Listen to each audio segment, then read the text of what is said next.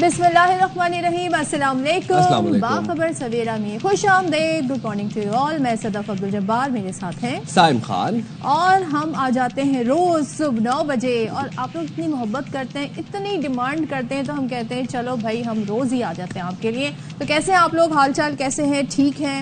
आज वैसे बहुत सारे इश्यूज हैं साइंस जिन पे हम बात करेंगे, और एक ऐसा इशू ज़ाहिर है जो कहते हैं ना मुस्तकबिल के मेहमान, जो बच्चे इस वक्त इम्तिहान दे रहे हैं 9th 10th के, कितने मराहिल से गुजरते हैं। पिछले कोई 3 साल का अगर मैं जिक्र करूं तो एक तो होता है इम्तिहान, उसका स्ट्रेस अलग, ठीक है, और उनको दूसरे स्ट्रेस अलग होते हैं। मतलब रिजल्ट नहीं आया, मार्क्स गलत हो गए, एडमिट कार्ड नहीं मिला, ये वो बहुत सारे इश्यूज हैं जो आज के शो में हम अच्छा। और फिर जब स्पेशली जब 9th 10th के एग्जाम्स हो रहे होते हैं ना, बच्चे उस टाइम पे एक ट्रांजिशनल पीरियड से गुजर रहे होते हैं अपनी लाइफ के अंदर। हार्मोनल चेंजेस आ रहे होते हैं, फिजिकली अगर बात करें, मेंटली बहुत चीज़ों को देख रहे होते हैं, सीख रहे होते हैं, और फिर टीनेज से निकल रहे होते हैं, अपने अर्ली 20s में जा रहे होते हैं, वो भी एक शिफ्ट आता है। बहुत चीज़ों से डील कर रहे होते हैं बच्चे उस टाइम पे। आउटसाइड स्कूल वो कहीं पर इम्तिहान दे रहे होते हैं बोर्ड के अंदर, तो ये उनके लिए बड़ा चेंज होता है। प्लस कराची में जी अब ये हुआ है कि जो बड़ी गाड़ियां हैं अगर वो कानून की खिलाफ वर्जी करेंगी, ट्रैफिक रूल्स की खिलाफ वर्जी करेंगी, तो उनके खिलाफ एक्शन तो होगा ही होगा।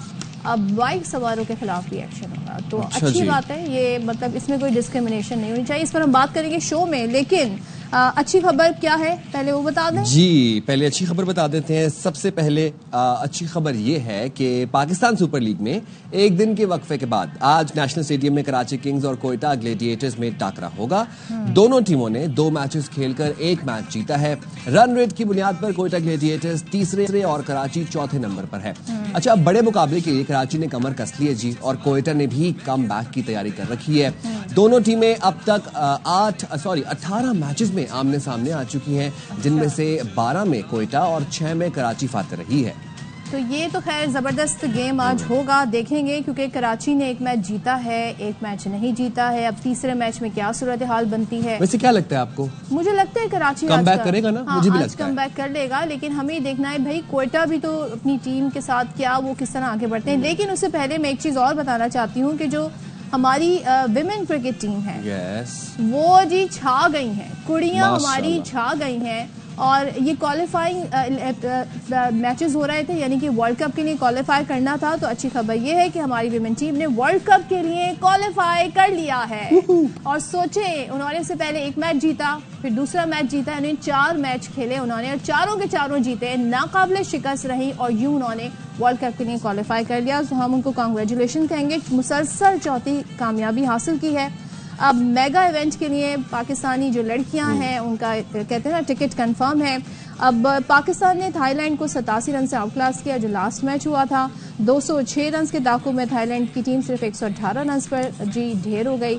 निशरा सिंधु और रामेन शमी और फातिमा सना ने 3-3 विकेटें उड़ाई हैं। ग्रीन शर्ट से पहले खेलकर 205 रन बनाए, जिसमें सिद्रा अमीन ने 80, और कप्तान है हमारी फातिमा सना, उन्होंने 62 रन बनाए और all-round performance the, not out भी रही, उन्होंने 3 विकेटें भी हासिल की हैं। और मैं चाहता था कि ये खबर आप ही हमारे व्यूअर्स को दें, क्योंकि मुझे बहुत अच्छा लगता है जब खवातीन एक दूसरे को सेलिब्रेट करती हैं, एक दूसरे की अकम्पलिशमेंट्स को सेलिब्रेट करती हैं, उनके बारे में बात करती हैं, एम्पावर करती हैं एक दूसरे को। This is a very positive message, and I am very proud of my women cricket team as well, जिन्होंने पाकिस्तान का नाम और पाकिस्तान का सर कहते हैं ना फख्र से बुलंद कर दिया। बहुत खुशी हुई। और इसी खुशी में आज मैं अपनी कहते हैं ना विमेन टीम के साथ सेलिब्रेट कर रही हूँ। यकजहती के साथ मैंने ग्रीन कलर पहना है, सो ग्रीन शर्ट्स जिंदाबाद, पाकिस्तान जिंदाबाद। क्या बात है।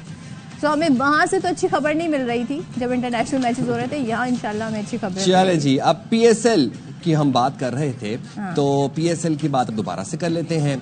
तो PSL में आज मैच में क्या बनेगा, किस तरीके से चीजें जाएंगी, कौन सी टीम का पलड़ा भारी नजर आ रहा है। हमें तो कराची किंग्स का लग रहा है कि कम बैक करेगा Karachi Kings, but we never know कि ग्राउंड में क्या होता है। तो इस हवाले से एक्सपर्ट राय भी जाने थे। नजीबुल हसनैन हमारे साथ मौजूद हैं, और नजीब से बात कर लेते हैं। अस्सलाम वालेकुम Najeeb, hope you are doing well, good morning, कैसे हैं आप? सुबह नजीब, हम आपसे पहली तो ये चीज ये जानना चाहेंगे कि आज कराची और कोयटा आमने सामने होंगे, किस टीम को किस शोबे में बर्तरी हासिल है, ये बताइएगा। Very good morning to you guys. जी हाँ, आज बड़ा इंपॉर्टेंट मैच है कराची और कोयटा दोनों के लिए, बिकॉज ये दोनों टीमें अपना पहला मैच बड़ा जबरदस्त जीती हैं और दूसरा मैच हारी हैं, और वो मैच हारने के बाद दोनों मेरे ख्याल में बुरी तरह से एक्सपोज भी हुई हैं, کیونکہ ان دونوں ٹیموں سے بہت زیادہ ایکسپیکٹیشن تھی اس سیزن میں. یہ کہا جائے تو غلط نہیں ہوگا کہ ان دونوں نے ڈرافٹ میں بڑی اچھی اور بیلنس سائڈ بنائی تھی, لیکن کچھ غلطیاں ایسی ہوئی تھی جو پچھلے گیم میں پتہ چلا سامنے آئی. جیسے اگر کراچی کی بات کی جائے تو کراچی کا اسپن ڈپارٹمنٹ ویک ہے, بلکہ یہ کہنا ہی غلط ہے کہ اسپن ڈپارٹمنٹ ویک ہے, اسپن ڈپارٹمنٹ ہے ہی نہیں. وہی پرابلم ہو رہی ہے جو پاکستان ٹیم کے ساتھ ہو رہی ہے کہ ہم خوشدل کو مین اسپنر کے طور پہ کھلا رہے ہیں. وہ مین اسپنر نہیں ہے, وہ 2 اوور تو کرا سکتے ہیں, پارٹ ٹائم اسپن کے آپشن تو ہو سکتے ہیں, بٹ ان پہ ساری ذمہ داری ڈالنا یہ بہت غلط ہے. اور آن دی ادر ہینڈ کوئٹہ کے ساتھ پرابلم یہ ہے کہ انہوں نے جو شعیب ملک کو لیا ہے, اب اٹس ہائی ٹائم کہ شعیب ملک خود ریئلائز کریں کہ اب ان کی جگہ نہیں بنتی ہے. یہ اب بس بات ہو گئی ہے ختم. ساتھ میں دوسرا جو فہیم اشرف کا آپشن انہوں نے ڈالا ہے, ان کی بری طرح سے پٹائی ہوئی ہے, تو یہ مجھے ویک لنک لگ رہے ہیں کوئٹہ کی ٹیم میں. تو خامیاں دونوں ٹیموں کی نظر آ رہی ہیں. شعبہ اسٹرانگ کون سا ہے؟ Karachi king rely heavily on their top 3 جو کہ فارینرز ہیں, ان کا چلنا بہت امپورٹنٹ ہے اور وہ بڑا اسٹرانگ بھی ثابت ہو سکتے ہیں. ہم سب جانتے ہیں ڈیوڈ وارنر اگر چلے تو وہ it could be devastating for the opposition. ساتھ میں ٹم سائفرڈ جنہوں نے نیوزی لینڈ میں جو پاکستان کی سیریز تھی بڑی بری طرح ہماری دھلائی کی تھی, وہ چل گئے. ونس پہلے میچ میں 100 کر چکے ہیں, دوسرے پہ 0 پہ آؤٹ ہوئے ہیں, لیکن ہی از کیپیبل. وہ تو انہوں نے پہلے میچ میں ہی دکھا دیا. تو کراچی کا ٹاپ آرڈر چلنا بہت امپورٹنٹ ہے, وہ بہت اسٹرانگ شعبہ ہے ہمارا. اور جہاں تک کوئٹہ کی بات ہے تو کوئٹہ اپنے اسپنرز کے ساتھ پھنسا سکتا ہے, ان کے اسپن آپشن ہم سے بہت بہتر ہے. اور خوشدل سے بھی ہمیں امیدیں ہیں کہ وہ بھی کراچی کنگز کی طرف سے بڑا زبردست کام کر سکتے ہیں. ایک چیز اور بتائیے گا, کراچی کا پہلا میچ جو پرفارمنس انہوں نے دی, سوچے 235 رنز کا انہوں نے ہدف حاصل کیا, لیکن دوسرے میچ میں پوری ٹیم 136 پر آؤٹ ہو گئی. تو کھلاڑیوں نے آپ کے خیال میں پہلے میچ اور دوسرے میچ کو اگر ہم دیکھیں, غلطیاں کہاں کی, کیا غلطیاں؟ جی بالکل, پہلے میچ میں جو کراچی کنگ نے رن چیز کیا وہ تو پی ایس ایل ہسٹری کا 3rd سکسیسفل ہائیسٹ رن چیز ہے. لیکن جہاں آپ دوسرے میچ کی بات کر رہے ہیں جس میں ہم 136 بنانے میں کامیاب ہوئے, وہ بھی اینڈ میں حسن علی اور خوشدل نے رن کر لیے, ورنہ لگ رہا تھا جو کراچی کنگ کا لوئسٹ ٹوٹل ہے نا پی ایس ایل ہسٹری کا 108, شاید ہم اس سے بھی پیچھے رہ جائیں. یہ کراچی کنگ سے زیادہ پرابلم ہے کوئی بھی ٹیم جب لاہور قلندر کے اگینسٹ کھیلے گی اور وہ پہلی باری میں 200 ٹچ کر جائیں گے تو پھر رن چیز بہت مشکل ہے, کیونکہ لاہور کی بالنگ از فینومینل. ایک تو سب سے بڑی بات, شاہین شاہ آفریدی فارم میں آ گئے ہیں. وہ ارلی آن جو ان کے شروع کے اوورز ہوتے ہیں وہ بڑے ڈیڈلی ہوتے ہیں, اور وہ انہوں نے کراچی کے خلاف کر کے دکھائے. ساتھ میں جہاں ان کی بالنگ میں ایک ویکنس نظر آ رہی تھی کہ راشد خان نہیں ہوں گے تو کیا ہوگا, وہ کمی پوری کر دی رشاد حسین نے جو بنگلہ دیشی اسپنر ہیں. وہ بہت بریلینٹ بالنگ کرا رہے ہیں. آصف آفریدی کا آپشن ان کے پاس بڑا شاندار ہے. تو اوور آل زمان خان کے آنے کے بعد بھی اوور آل بالنگ از سو ڈیڈلی کہ ان کے خلاف آپ کو اگر آپ نے جیتنا ہے تو پہلے اگر یہ بیٹنگ کر رہے ہیں تو ان کو 170-175 پہ روکنا مسٹ ہے. جہاں 200 ٹچ کر لے گا لاہور قلندر, وہاں ان کو ہرانا بہت مشکل ہو جائے گا. یا تو آپ پہلے بیٹنگ کریں تو ہی فائدہ ہے, ادروائز اگر لاہور پہلے بیٹنگ کر رہا ہے تو بڑا سکور ہوگا, تو ان کی بالنگ ہر کسی کو پھنسائے گی جیسے انہوں نے کراچی کو پھنسایا. تو نجیب ایک چیز اور بتائیں, ہم یہ دیکھ رہے ہیں کہ کراچی کنگز میں ہمیں اسپنر کی کمی محسوس ہوتی ہے. اب اگر محمد نبی کی بات کریں تو بیٹر بھی بہت اچھے ہیں, اسپنر بھی بہت اچھے ہیں, تو آج کھلانا چاہیے پھر انہیں. واہ صدف, کیا شاندار سوال کیا آپ نے. بالکل کراچی کا اسپن ڈپارٹمنٹ بہت ہی ویک ہے, اور میں بھی یہی بار بار بول رہا ہوں کہ محمد نبی کا آنا بہت ضروری ہے. دیکھیے آپ ایڈم ملز کی جگہ کسی بھی اپنے لوکل فاسٹ بالر پہ ریلائی کر سکتے ہیں, اور اسپیشلی میر حمزہ نے کراچی کنگ کے لیے پہلے بھی اچھا پرفارم کیا ہے. وہ آپشن ہمارے پاس ہے. عامر جمال کو اگر ہم لاتے ہیں تو وہ بھی ایک آل راؤنڈر آپشن ہو سکتا ہے. اور جہاں تک ایڈم ملز کی بات ہے, ان کو بٹھا کے فورن پلیئر کے آپشن میں آپ کے پاس محمد نبی ہیں, تو محمد نبی سے آپ کی اسپن ڈپارٹمنٹ بھی اسٹرانگ ہو جاتا ہے, اور ساتھ میں وہ ایک آل راؤنڈر ہیں, وہ بیٹنگ میں بھی آپ کو ہیلپ کر سکتے ہیں. بٹ مور امپورٹنٹلی ابھی تو آپ کو اسپن کی بہت شدید ضرورت ہے. تو نبی ہیز پلینٹی آف ایکسپیرینس دنیا بھر میں لیگز کھیلنے کا بھی اور ویسے بھی. تو یہ ایک बेहतरीन ऑप्शन है कि कराची नबी को ट्राई करे। अच्छा जी, PSL 10 में आज कराची और कोयटा आमने सामने होंगे, बड़ा टाकरा होगा। कोयटा की टीम में कौन से ऐसे खिलाड़ी हैं जो आपको लगता है कराची के प्लेयर्स को टफ टाइम दे सकते हैं? जी साइम, देखिए असल में बात यह है कि दोनों टीमें में अपने जो लास्ट मैचेस हारी है ना, उसके बाद जरा सा शेकी होंगी, तो नर्व्स पे काबू करना बहुत जरूरी है। प्लेयर्स दोनों टीमों में ऐसे हैं जो एक दूसरे को तंग कर सकते हैं, लेकिन अगर आप कोयटा का जो स्पेसिफिकली आपने सवाल किया है, तो कोयटा में फिन एलन को जल्दी आउट करना बहुत जरूरी है। He could be devastating. वो इतनी तेजी से रन बनाते हैं कि मैच आपके हाथ से निकल जाता है। तो पिछला मैच जो कोयटा हारा है उसमें फिन एलन जल्दी आउट हुए हैं, तभी वो जो है गेम से बाहर हो गए थे। तो अगर आपको कोयटा को जल्दी पकड़ना है तो फिन एलन की विकेट बड़ी इंपॉर्टेंट है, क्योंकि सऊद शकील अपना टाइम लेते हैं और जब तक पावर प्ले है तभी तक सऊद शकील खेलते हैं तेज थोड़ा बहुत, उसके बाद तो वो बिल्कुल फंस जाते हैं। तो फिन एलन की विकेट बहुत इंपॉर्टेंट है। साथ में अबरार और अकील हुसैन, ये अपनी स्पिन बॉलिंग से बहुत परेशान करेंगे सबको, तो इनको टैकल करना और फिन एलन की विकेट जल्दी लेना, ये कराची किंग का आज मकसद होना चाहिए। और हम बात करें कोयटा पेशावर की, तो नजीब दोनों बहुत अच्छी टीमें हैं, लेकिन दोनों को अब तक कामयाबी नहीं मिली है। क्या वजह है? इन टीम के साथ क्या मसला हो रहा है? नहीं, मुल्तान के लिए तो मैं इस बात से अग्री कर सकता हूं, लेकिन पेशावर ज़ल्मी के लिए आपने कहा कि ये दोनों अच्छी टीमें, मुल्तान और पेशावर के लिए मैं अग्री नहीं करता। बिकॉज पेशावर ने ड्राफ्ट में जिस तरह से पिक किए हैं, उन्होंने अपना सीजन 10 का फैसला वहीं कर लिया था। मुझे तो ये टीम समझ ही नहीं आ रही। कैडमोर पिछले 2 सीजन से रन नहीं कर रहे, आपने उनको प्लेटिनियम में उठाया है। फिर उसके बाद आपके पास ओपनिंग बैटर्स के इतने सारे ऑप्शन हैं। बाबर आजम की कप्तानी वही पुरानी, जिस तरह से वो पाकिस्तान की कप्तानी करते हैं वो यहाँ भी वही कप्तानी कर रहे हैं, which is very poor. Team मुझे समझ ही नहीं आ रही है। इसको देख के मुझे ये रियलाइज होता है कि जब आप ड्राफ्ट में एक टीम बनाते हैं तो आप सोचते हैं कि आपका बेस्ट प्लेइंग 11 क्या बनेगा। इन्होंने तो शायद सोचा ही नहीं है। तो पेशावर के आगे बढ़ने के चांसेस बहुत कम हैं, और अगर पेशावर प्लेऑफ में जाता है तो eyed be very surprise, because जिस तरह से ये 2 मैचेस हारे हैं वो सामने नजर आ रहा है कि ये टीम इस सीजन में कुछ भी नहीं कर पाएगी। जहां तक मुल्तान की बात है, तो पिछले मैच में इन्होंने 4 कैचेस छोड़े हैं। आप किस तरह से मैच जीत सकते हैं? पहला मैच जो कराची के खिलाफ था, वहां उन्होंने बिग रन्स किए, बॉलिंग इनकी स्ट्रगल कर रही थी, इनकी बॉलिंग में कुछ स्पेशल नहीं है। और फिर अगले मैच में इन्होंने पुअर फील्डिंग की। तो गलतियां जब इतनी सारी करेंगे इतने छोटे फॉर्मेट के अंदर, तो फिर जीत तो आपसे दूर जाती जाएगी। तो Multan can always come back, उनके पास फिर चांस है। पेशावर का बैलेंस बहुत खराब है। पेशावर की टीम मुझे नहीं समझ में आई। राइट, ठीक है, बहुत शुक्रिया। अजीबुल हसनैन हमारे साथ मौजूद थे। वैसे इट्स अ पॉइंट, पेशावर की समझ वैसे मुझे भी नहीं आ रही, समझ नहीं आ रही। और मुल्तान तो बड़ी स्ट्रांग टीम हुआ करती थी, अब इन दोनों को एक एक जीत अभी तक नहीं मिल सकी है। तो देखते हैं भाई क्या होता है आगे मैच में। अभी और भी मैचेस होने पाकिस्तान सुपर लीग में, लेकिन आज का मैच बड़ा जबरदस्त होने जा रहा है, तो देखते हैं जी रिजल्ट क्या आता है। यस, आपको याद होगा हमने 2 रोज पहले आपको एक खबर ब्रेक की थी। आपको बताया था कि इस्लामाबाद में यालाबारी हुई, तूफानी यालाबारी हुई, ओले नहीं गोले बरसे, और फिर हमने आपको फुटेजेस भी दिखाई थी, वहां पे तबाही के मनाजर भी आपको दिखाए थे।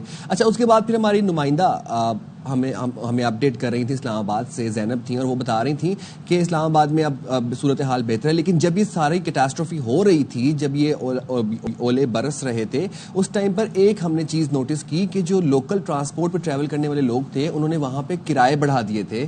तो ताकि जो लोग लोकल ट्रांसपोर्ट पर ट्रैवल कर रहे हैं वो ज़्यादा किराए दे के ट्रैवल करने कर रहे थे, क्योंकि उनके पास तो प्राइवेट ट्रांसपोर्ट नहीं थी। अच्छा, ये तो हुआ ही हुआ। इस पे हमने ये बड़ा अफसोस का इजहार किया, और हमें बड़ा अफसोस हुआ कि इस टाइम पे आपको रिलीफ देना चाहिए, आपको अपने भाइयों बहनों का साथ देना चाहिए। आपने जी किरायों में इजाफा कर दिया, स्टेप इन करना चाहिए था, मेरी अपनी राय। अच्छा, अब क्या हुआ कि अब जब जिन गाड़ियों को नुकसान पहुंचा, जाहिर सी बात है बेतहाशा गाड़ियां थी जिनको नुकसान पहुंचा, तो इस्लामाबाद में अब हुआ क्या कि इस्लामाबाद में विंड स्क्रीन्स की जो कीमतें हैं उनमें होशरुबा तरीके से इजाफा हो गया। जो 15,000 की विंड स्क्रीन थी वो 35,000 में बिक रही है। खुदा, आप सोचें, एक तो लोगों का इतना नुकसान हुआ, सिर्फ विंड स्क्रीन ही नहीं टूटी है, उनकी गाड़ी की पूरी बॉडी डैमेज हुई है जगह जगह से। और मैं तो ये सोच रही थी साइम के चांदी हो गई अब, लेकिन कुछ ऐसी मैंने मैकेनिक्स ऐसे भी देखे, या कुछ वर्कशॉप मैंने ऐसी भी देखी जो डिस्काउंट दे रहे हैं, 40% डिस्काउंट। लेकिन अगर प्राइस इतने ऊपर जाएंगे तो डिस्काउंट भी क्या कर सकेगा। प्लस جن لوگوں کی گاڑی انشورڈ ہوگی وہ انشورنس کمپنیاں انہیں وہ رقم دیں گی کہ نہیں دیں گی, کس کس کو دیں گی, مجھے یہ بھی ایک معاملہ ہے. اچھا پھر ہم دیکھتے ہیں کہ ہم ونڈ اسکرین سے خالی نقصان نہیں ہوا, بالکل صحیح آپ نے کہا, گاڑیوں میں ڈینٹ پڑے, گاڑیوں کے سائڈ مررز ٹوٹے, اس کے بعد گاڑیوں کی لائٹس کو بہت نقصان پہنچا, کچھ گاڑیاں ایسی تھیں جن کے سن روفس کو نقصان پہنچا. اب ان کے سن روفس وہ کہاں سے منگوائیں گے, وہ کہاں سے ملیں گے, کس ملک سے ملیں گے؟ کم پڑ گئے ہیں. یس, یہ بھی بڑا امپورٹنٹ چیز تھی کہ ونڈ اسکرینز بھی کم پڑ گئے, وہ ختم ہو گئے اسلام آباد سے, اور جو مل رہے تھے وہ ہوش ربا قیمتوں پہ مل رہے تھے, وہ ڈبل ٹرپل پرائسز کے اوپر مل رہے تھے. تو اس طرح یہ دیکھیں, یہ نیچرل ڈیزاسٹرز ہیں, یہ نیچرل کیٹاسٹروفیز ہیں, اس میں یہ فورسین نہیں ہوتے, اس میں ہم نے ایک دوسرے کا خیال رکھنا ہے, ایک دوسرے کو ریلیف دینا ہے. خدا را ایسے موقعوں پر عوام کو ایکسپلائٹ نہ کیا کرے بلکہ ان کا ساتھ دیا کرے. بالکل, اور یہ ہمارا جو مزاج بن گیا ہے نا, قومی مزاج, کہ عید کا اوکیزن آئے, رمضان کا اوکیزن آئے, آپ قیمتیں یہاں بڑھا دیتے ہیں, پھل فروٹ کی قیمتیں بڑھا دیتے ہیں. تو یہ ہم ہر جگہ ہوتے دیکھ رہے ہیں, لوگ اس وقت مسائل کا شکار ہیں, ان کی مدد ہونی چاہیے, لیکن یہاں پر لوگوں کے ساتھ یہ ہو رہا ہے. بہرحال ایک چیز یہ ہے کہ ان سب سے بچا جا سکتا تھا اگر وقت پر الرٹ جاری کر دیا جاتا, کیونکہ بہت کچھ ہے, ٹیکنالوجی ہے بہت ساری, اتنی فورکاسٹ تو کی جا سکتی ہے کہ آپ 24 آورز میں بتا دیں, آپ 2 گھنٹے پہلے بتا دیں طوفان کے آنے کی کس رفتار سے آ رہا ہے, اب کہاں جائے گا, اب اس نے اپنا رخ کہاں موڑ لیا, یہ سب تو ہمیں بتا دیا جاتا ہے, لیکن ہمیں یہ موسم کا حال نہیں بتایا گیا. تو ایک بار پھر سے چلیں فائنلی اب ہمیں بتا دیا گیا ہے کہ جی شدید طوفان اور ژالہ باری ہو سکتی ہے. NDMA نے خبردار کر دیا ہے. نیشنل ایمرجنسی آپریشن سینٹر کہتا ہے جی کہ ملک کے مختلف شہروں میں, ناٹ جسٹ اسلام آباد, مختلف شہروں میں ایک تو شدید بارش ہوگی, کہیں پر تیز ہوائیں چلیں گی, آندھی بھی آ سکتی ہے, اور ژالہ باری کا بھی خدشہ ہے. اچھا شہر بتا دی انہوں نے, اسلام آباد ہو گیا ہے, راول پنڈی, چکوال, گجرات, لاہور, سرگودا, میاں والی, حافظ آباد اور دیگر علاقے متاثر ہوں گے. اب ہوگا کیا, آپ اس چیز کے لیے تمام لوگ جو ہمیں دیکھ رہے ہیں, سن رہے ہیں, اس چیز کے لیے آپ مینٹلی پریپیئرڈ رہیں. ایک تو آپ کی گاڑی کو نقصان پہنچ سکتا ہے, کچھ نہ کچھ آپ ان کے لیے انتظام کر لیں. دوسرا یہ کہ بجلی کی تنصیبات اور املاک, ان چیزوں کو نقصان پہنچ سکتا ہے, بریک ڈاؤن بجلی کا ہو سکتا ہے, تو ہر طریقے سے آپ نے پریپریشن رکھنی ہے. بالکل, آپ نے بڑی اچھی ویسے پوائنٹ ریز کیا. یہ اویئرنیس بہت ضروری ہے کہ ہم ٹائملی لوگوں کو دے رہے ہیں, تو ذرا مینٹلی پریپیئر رہیے گا, ذرا اپنے اوسان جو ہے وہ قابو میں رکھیے گا, کچھ بھی ہو سکتا ہے تو ذرا خیال کریے گا. اینڈ آئی تھنک NDMA نے کچھ ہدایت بھی جاری کی ہے. NDMA نے ہدایت بھی جاری کی ہے, اور وہ بھی ہم آپ کو بتاتے ہیں. اچھا, تو کراچی کے شہریوں کے لیے گرما گرم خبر ہے. جہاں پر بھی اب ہم بات کرتے طوفان کی, آندھیوں کی, وہاں پر کراچی والوں کے لیے گرما گرم خبر ہی ہو سکتی ہے.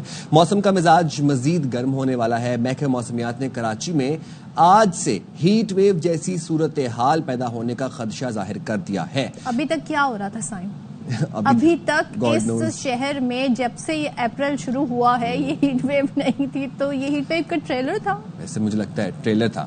پارا جو ہے وہ 40 سینٹی گریڈ سے اوپر جا سکتا ہے, جبکہ گرمی کی شدت 43 سے 45 ڈگری تک محسوس کی جائے گی. یہاں کوئی آندھی نہیں چلے گی, یہاں کوئی بارش نہیں ہوگی. میں تو آپ سے پوچھنا چاہتا ہوں یہ کہ کب چلے گی آندھی, کب آئے گی بارش. سوال ہے جو میں اپنے آپ سے کر رہی ہوں, میں اس کا کیا جواب دوں. میں جب سے یہاں پہ میں نے ہوش سنبھالا ایسے ہی موسم دیکھا ہے, کبھی بارشیں ہوا کرتی نہیں تو ہم اسے بڑا انجوائے بھی کرتے تھے. اچھا, لیکن اچھی بات یہ ہے کہ چلے NDMA نے ہیٹ ویو سے متعلق تو ہمیں الرٹ جاری کر دیا ہمیں. اچھا, NDMA کا میں ایک اور چیز بتا دوں, انہوں نے شہریوں کو ہدایت کی ہے کہ اگر آپ موسم کے حالات سے آگاہ رہنا چاہتے ہیں تو ان کی ایپ ہے جی NDMA کی, جسے ڈیزاسٹر الرٹ کا نام ہے, وہ آپ فالو کریں. ساتھ ہی غیر ضروری سفر سے گریز کریں. کسان اگر فصلوں کو نقصان سے بچانا چاہتے ہیں تو پیشگی انتظامات رکھیں, اور آندھی طوفان کی صورت میں کمزور عمارتوں اور درخت سے دور رہیں, بجلی کی پول اور تاروں سے بھی دور رہیں. اور kisan.com بھی ایک ویب سائٹ ہے, اگر آپ کسی کی پریڈکشن سمجھ نہیں آ رہی تو آپ وہاں جا کے ویدر کے بارے میں. اور خدا رہا جب یہ ایپس آپ ڈاؤن لوڈ کریں گے نوٹیفیکیشنز آن کر دیجیے گا, آف نہ کریے گا, کیونکہ پاپ اپ میسیجز بھی آتے ہیں, الرٹس بھی آتے ہیں, تو تاکہ آپ کو پتہ چلتا رہے. اور جو ہیٹ ویو کراچی میں جس کے حوالے سے الرٹ کیا ہے NDMA نے ہمیں, وہ اس کے حوالے سے بھی آپ لوگ پریپیئرڈ رہیں. ویٹ ٹاولز اپنے پاس رکھیں, الیکٹرولائٹس والا مشروب اپنے ساتھ رکھیں, پانی کی بوٹل اپنے ساتھ ضرور کیری کریں, امپورٹنٹ ہے, ورنہ تو پانی کا انٹیک بڑھا لیں آپ لوگ, یہ ہم آپ کو بار بار ہدایت کرتے رہتے ہیں. اچھا جی, اب ذرا سندھ میں ایک بار پھر سے ہم آ جاتے ہیں, اور یہاں پر کچھ ایسا ہو رہا ہے جو کہ ذرا لوگوں کو کافی زیادہ پریشان کر دیا ہے. تیزی سے یہاں پر ہم دیکھ رہے ہیں کہ جو ملیریا کے کیسز ہیں ان میں اضافہ ہو رہا ہے. سو اس سال دماغی ملیریا کا کیس بھی سامنے آیا ہے. دماغی ملیریا, یس, سو محکمہ صحت نے بتایا ہے کہ رواں سال دماغی ملیریا میں مبتلا حیدرآباد کا جو شہری ہے اس حوالے سے وہ مزید ہمیں ڈیٹیل بھی بتا رہے ہیں. یہ انہوں نے بتایا کہ دماغی ملیریا ایک خطرناک قسم کا ملیریا ہے جس میں جراثیم دماغ کی رگوں میں سوجن پیدا کر دیتے ہیں، جس کا بروقت علاج نہ کیا جائے تو یہ جان لیوا بھی ہو سکتا ہے. اچھا، محکمہ صحت نے یہ بھی بتایا ہے کہ 1 جنوری سے 16 اپریل تک سندھ بھر میں ملیریا کے 20,057 کیسز سامنے آئے ہیں. اور یہ جو مینٹل ملیریا کیس ہے، یہ جو دماغی ملیریا ہے، this is something new I guess. میں نے تو پہلی دفعہ سنا ہے یہ. تو یہ بڑی خطرناک بات ہے اور اس کے لیے لوگوں کو احتیاط کرنی چاہیے. جو بھی طریقے کچھ ہوتے ہیں ماسکیٹو ریپیلنٹ، ایسے کیا کہتے ہیں، لوشنز ہوتے ہیں، آپ یوز کر سکتے ہیں. ماسکیٹو نیٹ یوز کر سکتے ہیں. اور پانی کو کہیں پر بھی جمع نہ ہونے دیں. اکثر لوگ کیونکہ پانی کی بڑی کمی ہے، لوگوں کے گھروں میں پانی نہیں آتا، تو وہ اکثر بکٹ میں، بالٹیوں میں، کسی برتن میں پانی جمع کر کے رکھتے ہیں. تو صاف پانی بھی اگر آپ نے رکھنا ہے تو اسے ڈھک کے رکھیں. یہ آپ نے خیال رکھنا ہے. بالکل. چلے جی، ہم جاتے ہیں ایک چھوٹی سی بریک پہ. حاضر ہوں گے بریک کے بعد. آپ نے کہیں نہیں جانا.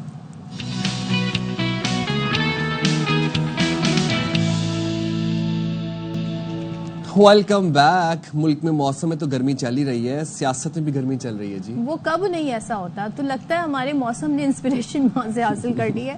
تو اب ہم سیاسی میدان سے آپ کو بتا دیتے ہیں. اچھا، کل بڑا زبردست ایک نیا ہمارے سامنے منظرنامہ آیا. وہ یہ ہوا کہ NA 213 عمر کوٹ میں ضمنی انتخابات ہوئے. اب ظاہر ہے آپ کو پتا ہے عمر کوٹ میں اور سندھ میں کیا صورتحال ہوتی ہے.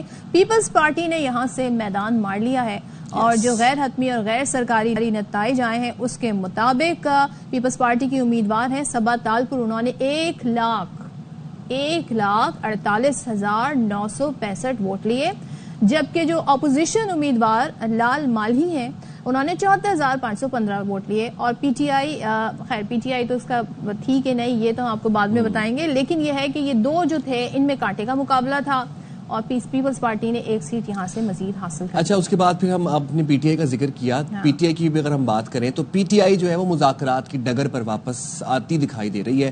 وزیر اعلیٰ خیبر پختونخوا علی امین گنڈا پور نے کل لاہور بار میں خطاب کیا اور انہوں نے یہ کہا کہ بانی پی ٹی آئی جو ہے وہ پاکستان کی خاطر مذاکرات کے لیے تیار ہے.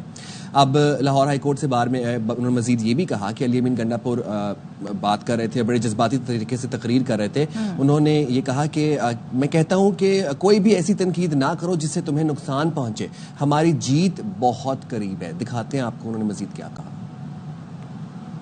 کہتا ہے کہ پاکستان کے لیے میں مذاکرات کرنے کو تیار ہوں، اپنی ذات کے لیے نہیں، کیونکہ اس کا مقصد کرسی نہیں ہے، اس کا مقصد ہے خوددار، خود مختار اور آزاد قوم بنانا ہے. اور ایک بات میں کرنا چاہتا ہوں اپنی تحریک انصاف کو، کوئی بھی ایسی تنقید مت کرو جس تنقید سے تمہارے مقصد کو، تمہارے لیڈر کو نقصان پہنچے. آگے بڑھو، متحد ہو جاؤ، اکٹھے ہو جاؤ. ہماری جیت قریب ہے، عمران خان ہمارے درمیان ہوگا. چلیں جی، یہ تو پی ٹی آئی ہے، لیکن جے یو آئی کی طرف سے بڑی خبریں آ رہی ہیں اور مولانا فضل الرحمان کی جو جماعت ہے انہوں نے مرکزی مجلس عمومی کا 2 روزہ اجلاس 19 اپریل کو طلب کر لیا ہے اور مولانا فضل الرحمان اس کی صدارت کریں گے. اور حکومت مخالف کیا اسٹریٹجی ہونی چاہیے، تحریک ہونی چاہیے، اتحاد کیسے بننا چاہیے، اس پر غور ہوگا. اور جو بھی ریسنٹلی جو بلز آئے ہیں ان پر بھی غور کیا جائے گا. تو چلیں بات کر لیتے ہیں. ہمارے ساتھ موجود ہیں اسلام آباد سے bureau chief Khawar Ghuman. Khawar, thank you so much. Good morning to you. سب سے پہلے تو ہمیں بتائیے گا پیپلز پارٹی کی کامیابی کے حوالے سے ایز ایکسپیکٹڈ یہی رزلٹ آنے تھے، لیکن جو ووٹ ملے ہیں اس پر کیا فرمائیے گا ضمنی انتخاب میں؟ بہت شکریہ جی. اگر نمبر آف ووٹس مجھے بتا دیں تو پھر میں آپ کو بتا دیتی ہوں جی. انہوں نے حاصل کیے صبا تالپور پیپلز پارٹی کی 1,48,965، جبکہ اپوزیشن امیدوار نے لال ماہی نے 74,515 ووٹ لیے.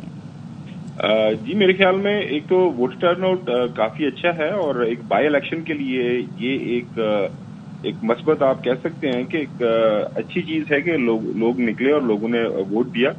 باقی جہاں تک تعلق ہے یوسف تالپور صاحب کا، تو اگر ان کا دیکھیں، تاریخ دیکھیں اس حلقے میں، ان کا آبائی حلقہ ہے اور یوسف تالپور صاحب کی جو شخصیت رہی ہے یہاں پہ پارلیمان میں ہم نے دیکھا ہے، ہمیشہ وہ ایک بہت ہی ملنسار شخص ہے اور ہر کسی کے ساتھ اچھے طریقے سے بات کرنا، اور ایکسپیکٹڈ یہی تھا کہ وہ بڑے آرام سے یہ سیٹ جیت جائیں گے. ویسے بھی اگر تاریخ دیکھیں اس حلقے کی تو وہ یہی بتایا جاتا ہے، رات کو بھی ہم بات کر رہے تھے کہ 1997 میں ایک دفعہ یہ سیٹ وہ ہارے تھے, اس کے بعد سے لے کے ابھی تک یہ سیٹ انہی کے پاس تھی, اور ظاہر ہے ان کے انتقال کے بعد ان کی اہلیہ اس حلقے سے الیکشن لڑ رہی تھی, تو it was very much expected. اور ووٹر ٹرن آؤٹ اگر دیکھا جائے تو میرے خیال میں اچھا, کافی صحت مند رہا ہے, which is good for democracy, good for the جو الیکشن پروسیس ہوتا ہے. سو یہ ایکسپیکٹڈ رزلٹ تھا, اور ہیلدی ٹرن آؤٹ کے ساتھ مطلب میرے خیال میں گڈ الیکشن. جی اچھا خاور, دوسری جانب ہم دیکھتے ہیں کہ وزیر اعلیٰ خیبر پختونخوا علی امین گنڈاپور نے کل لاہور بار میں تقریر کی, اور بڑی جوش و جذبے سے تقریر کی. انہوں نے یہ کہا کہ بانی پی ٹی آئی پاکستان کی خاطر مذاکرات کے لیے تیار ہے. یہ بیان کتنا اہم دیکھتے ہیں آپ؟ دیکھیں جی, جہاں تک پاکستان تحریک انصاف کا تعلق ہے, مذاکرات کے لیے جب سے یہ سارا معاملہ شروع ہوا ہے انہوں نے انکار تو کبھی نہیں کیا کہ ہم مذاکرات نہیں کریں گے. مذاکرات کے لیے تو ہمیشہ سے تیار ہے. معاملہ یہ ہے کہ مذاکرات انہوں نے کرنے کس کے ساتھ ہیں. ظاہر ہے دوسری طرف سے جو سویلین اس وقت حکومت ہے, جس میں پاکستان مسلم لیگ نون ہے, پاکستان پیپلز پارٹی اور باقی جو سیاسی جماعتیں موجود ہیں, وہ تو یہی کہہ رہے ہیں کہ بالآخر آپ کو ہمارے ساتھ ہی بات کرنی ہے. لیکن پاکستان تحریک انصاف کی شروع سے ایک رائے یہ رہی ہے کہ آپ ایک بے اختیار لوگ ہیں, آپ کے ساتھ بات کرنے کا کوئی فائدہ نہیں ہے, تو ہمیں بات ان لوگوں سے کرنی ہے جن کے پاس اختیار ہے, اقتدار ہے, اصل میں جن کے پاس طاقت ہے. تو ایونچولی تو بات وہ یہ دیکھنا ہے کہ بات یہ کس کے ساتھ کرنا چاہتے ہیں, اور جن کے ساتھ یہ بات کرنا چاہتے ہیں وہ بھی ان کے ساتھ بات کرنا چاہتے ہیں یا نہیں چاہتے. تو فی الوقت تو ہمیں ایسا ہی لگ رہا ہے کہ پاکستان تحریک انصاف والے تو بات کرنا چاہتے ہیں, وہ ہر وقت تیار تھے, لیکن دوسری طرف سے ابھی تک بہت سارے ifs and buts ہیں. خبر ایک تو بہت مرتبہ اعلان ہو گیا جی مذاکرات کے لیے راضی ہیں, پھر کریں گے کس سے, یہ بھی ہمیشہ سے معمہ رہا. مولانا صاحب کی طرف آ جاتے ہیں, کیونکہ وہاں بھی ایک اتحاد کی کوشش کر رہے ہیں جو کہ نہیں بن پایا. اب سننے میں آ رہا ہے کہ 2 روزہ کانفرنس ہونے جا رہی ہے جماعت JUI کی, جس میں حکومت, مخالف تحریک اور اپوزیشن اتحاد پہ غور ہو سکتا ہے. تو کیا واقعی یہ جو اجلاس ہو رہا ہے اسی پرپز سے ہو رہا ہے؟ دیکھیں یقینی طور پر ایجنڈے کے اوپر یہ بات بھی ضرور ہے کہ پاکستان تحریک انصاف کے ساتھ اتحاد ان کا کس طرح کا ہوگا.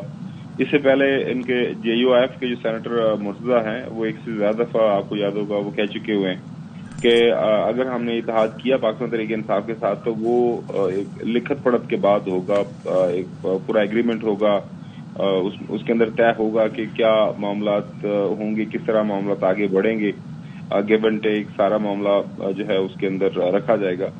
اب پرابلم یہ ہے سب سے بڑی کہ دونوں جو جماعتیں ہیں, خاص طور پر JUIF, ان کی جو کانسٹیچوئنسی ہے وہ ظاہر ہے لمیٹڈ ہے.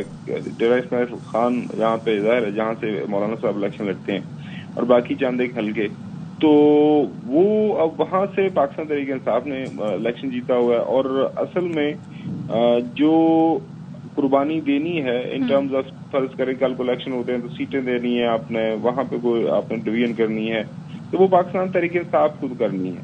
کیا پاکستان تحریک انصاف یہ کرنے کے لیے تیار ہے؟ نمبر 1. نمبر 2, سب سے جو اہم بات یہ ہے کہ پاکستان تحریک انصاف کا ایک خاص جو مقصد ہے, یہ جو بھی موجودہ وہ تحریک چلانا چاہ رہے ہیں, ظاہر ہے وہ چاہ رہے ہیں کہ جو موجودہ حکومت ہے اس کو ختم کیا جائے, نئے الیکشن کی طرف جایا جائے. کیا مولانا صاحب اس کے اوپر راضی ہوں گے؟ ہاں, یہ بہت ساری چیزیں ہیں جو دیکھنی ہے کہ کیا ہوتا ہے. تھینک یو سو مچ. خاور گھمن ہمارے ساتھ تھے اسلام آباد سے, اور ساری صورتیں پر تجزیہ کر. چلے جی, اب آپ کو بتاتے ہیں کہ پچھلے دنوں ڈونلڈ ٹرمپ نے دنیا بھر میں ملکوں پر ٹیرف لگا دیے, اور اس میں سب سے زیادہ ٹیرف لگایا گیا چائنا پر. جوابی ٹیرف چائنا نے لگایا. پھر ڈونلڈ ٹرمپ نے کہا کہ ایسے کیسے ہو سکتا ہے. ڈونلڈ ٹرمپ نے وہ ٹیرف مزید بڑھا دیا, وہ تقریباً 145% تک پہنچ گیا.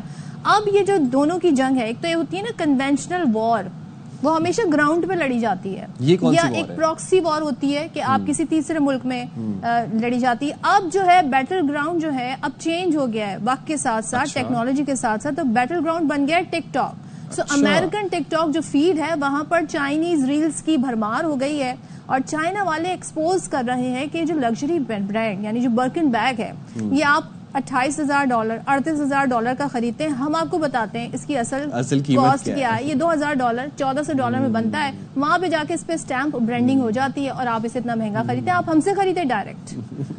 اور وہ آپ نے بتایا نا کہ وہ کل آپ بڑی اچھی بات بتائی تھی کہ وہ جو پروٹیسٹ کے لیے ٹی شرٹس جا رہی ہیں وہ بھی چائنا مینوفیکچر کرتی ہے. بائیکاٹ چائنا, میک امریکہ گریٹ اگین, یہ بھی چائنا میں بن رہی ہیں, یہ بھی میڈ ان چائنا ہے اور بیچی کس کو جا رہی ہیں؟ امریکنز کو. تو کیا بات ہے. تو جی دکھاتے ہیں آپ کو یہ کیا نیا محاذ کھلا ہوا ہے ٹک ٹاک کے اوپر. امریکہ چین سے ہر سال $400 ارب کی مصنوعات خریدتا ہے, لیکن ٹرمپ انتظامیہ کی جانب سے مرحلہ وار چین پر 245% تک ٹیرف عائد کیے جانے کے بعد معاملات کھٹائی میں پڑ گئے. لیکن ہاتھیوں کی لڑائی میں اب چونٹیاں اپنا نقصان کرانے کو تیار نہیں. جہاں ٹیرف بڑھنے سے کئی برانڈ کی مصنوعات کے دام مزید بڑھنے کا خدشہ تھا, لیکن ٹک ٹاک پر مصنوعات کی اصل قیمتیں سامنے آ گئی ہیں. چینی مینوفیکچررز نے بڑے بڑے برانڈز کی پول کھولنے کا دعویٰ کیا ہے. وہ ہینڈ بیگ جو بڑے برانڈ چین سے بنوا کر $38,000 میں فروخت کرتے ہیں, وہ بیگ ٹک ٹاک پر $1,400 میں دستیاب ہیں. لوگوں کو پیشکش کی جا رہی ہے کہ وہ لوگوں کے بغیر وہی کوالٹی والا بیگ ویئر ہاؤس سے براہ راست خرید سکتے ہیں. کئی برانڈز نے ان کمپنیوں سے اظہار لا تعلقی اور ان مصنوعات کو جعلی قرار دیا ہے اور اسے چین اور امریکہ کے درمیان جاری تجارتی جنگ سے فائدہ اٹھانے کی کوشش قرار دیا ہے. بھائی اب یہ اصل ہے کہ نہیں, کتنی بات ہے کتنی حقیقت ہے اس بات میں جو کہ چائنیز دعویٰ کر رہے ہیں, لیکن انہوں نے ایک نیا محاذ کھول دیا ہے. بہت سارے لوگ اب سوچ رہے ہیں کہ جی میں نے جو 10 سال برکن بیگ کا انتظار کیا, کیلی بیگ کا انتظار کیا, میں نے اس کے لیے اتنے پیسے دیے, کیا یہ $100 کا تھا, کیا یہ $1,400 کا تھا, جس نے مجھے گفٹ کیا مجھے پتہ لگانا چاہیے. ایسے میں بھی سوچ رہی ہوں میں بھی برکن لے سکتی ہوں, ادروائز تو میں لے نہیں سکتی تھی. لیکن دس از پروپیگنڈا وار جسے ہم کہتے ہیں نا. یہ ہم نے دوسری جنگ عظیم میں دیکھا, جرمنی میں ہٹلر کی جو انتظامیہ تھی, جو کابینہ تھی, انہوں نے اس کو بڑا ہائی لائٹ کیا تھا کہ پروپیگنڈا کیا کیسے جاتا ہے. امریکن یونیورسٹیز میں پڑھایا جاتا تھا اور رشیا میں بھی. ہم پہلے ہی سنتے تھے کہ جی پروپیگنڈا وار کیا ہوتی ہے, کولڈ وار کیا ہوتی ہے. This is cold war with new twist with social media. چلیں جی اب بات کر لیتے ہیں, اب پاکستان کی بات کر لیتے ہیں, خاص طور پر کراچی کی بات کر لیتے ہیں. کراچی میں مسائل اور مسائل. سندھ بھر میں 28 اپریل سے 11ویں اور 12ویں جماعت کے امتحانات تاخیر کا شکار ہونے کا خدشہ پیدا ہو گیا ہے. اب ہوا کیا کہ چیئرمین انٹر بورڈ کی تعیناتی نہیں ہوئی, یہ اس بات کی وجہ بنی.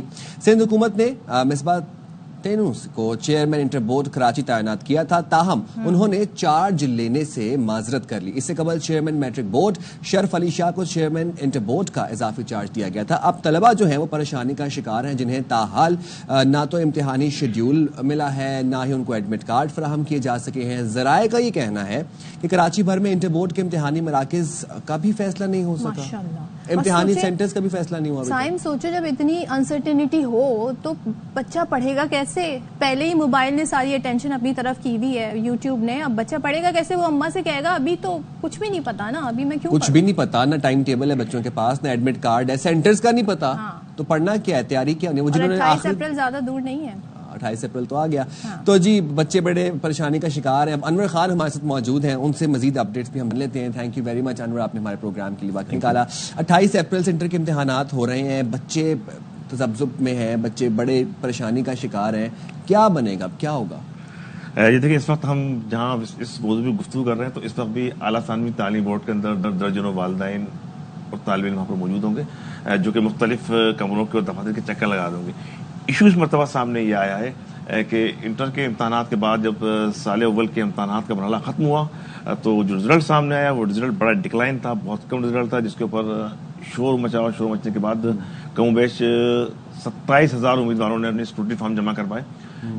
اچھا, انتہائی اجلت کے اندر اور غفلت کے اندر یہ فیصلہ کیا گیا کہ آپ نے اسکروٹنی فیس کو ویو کر دیا.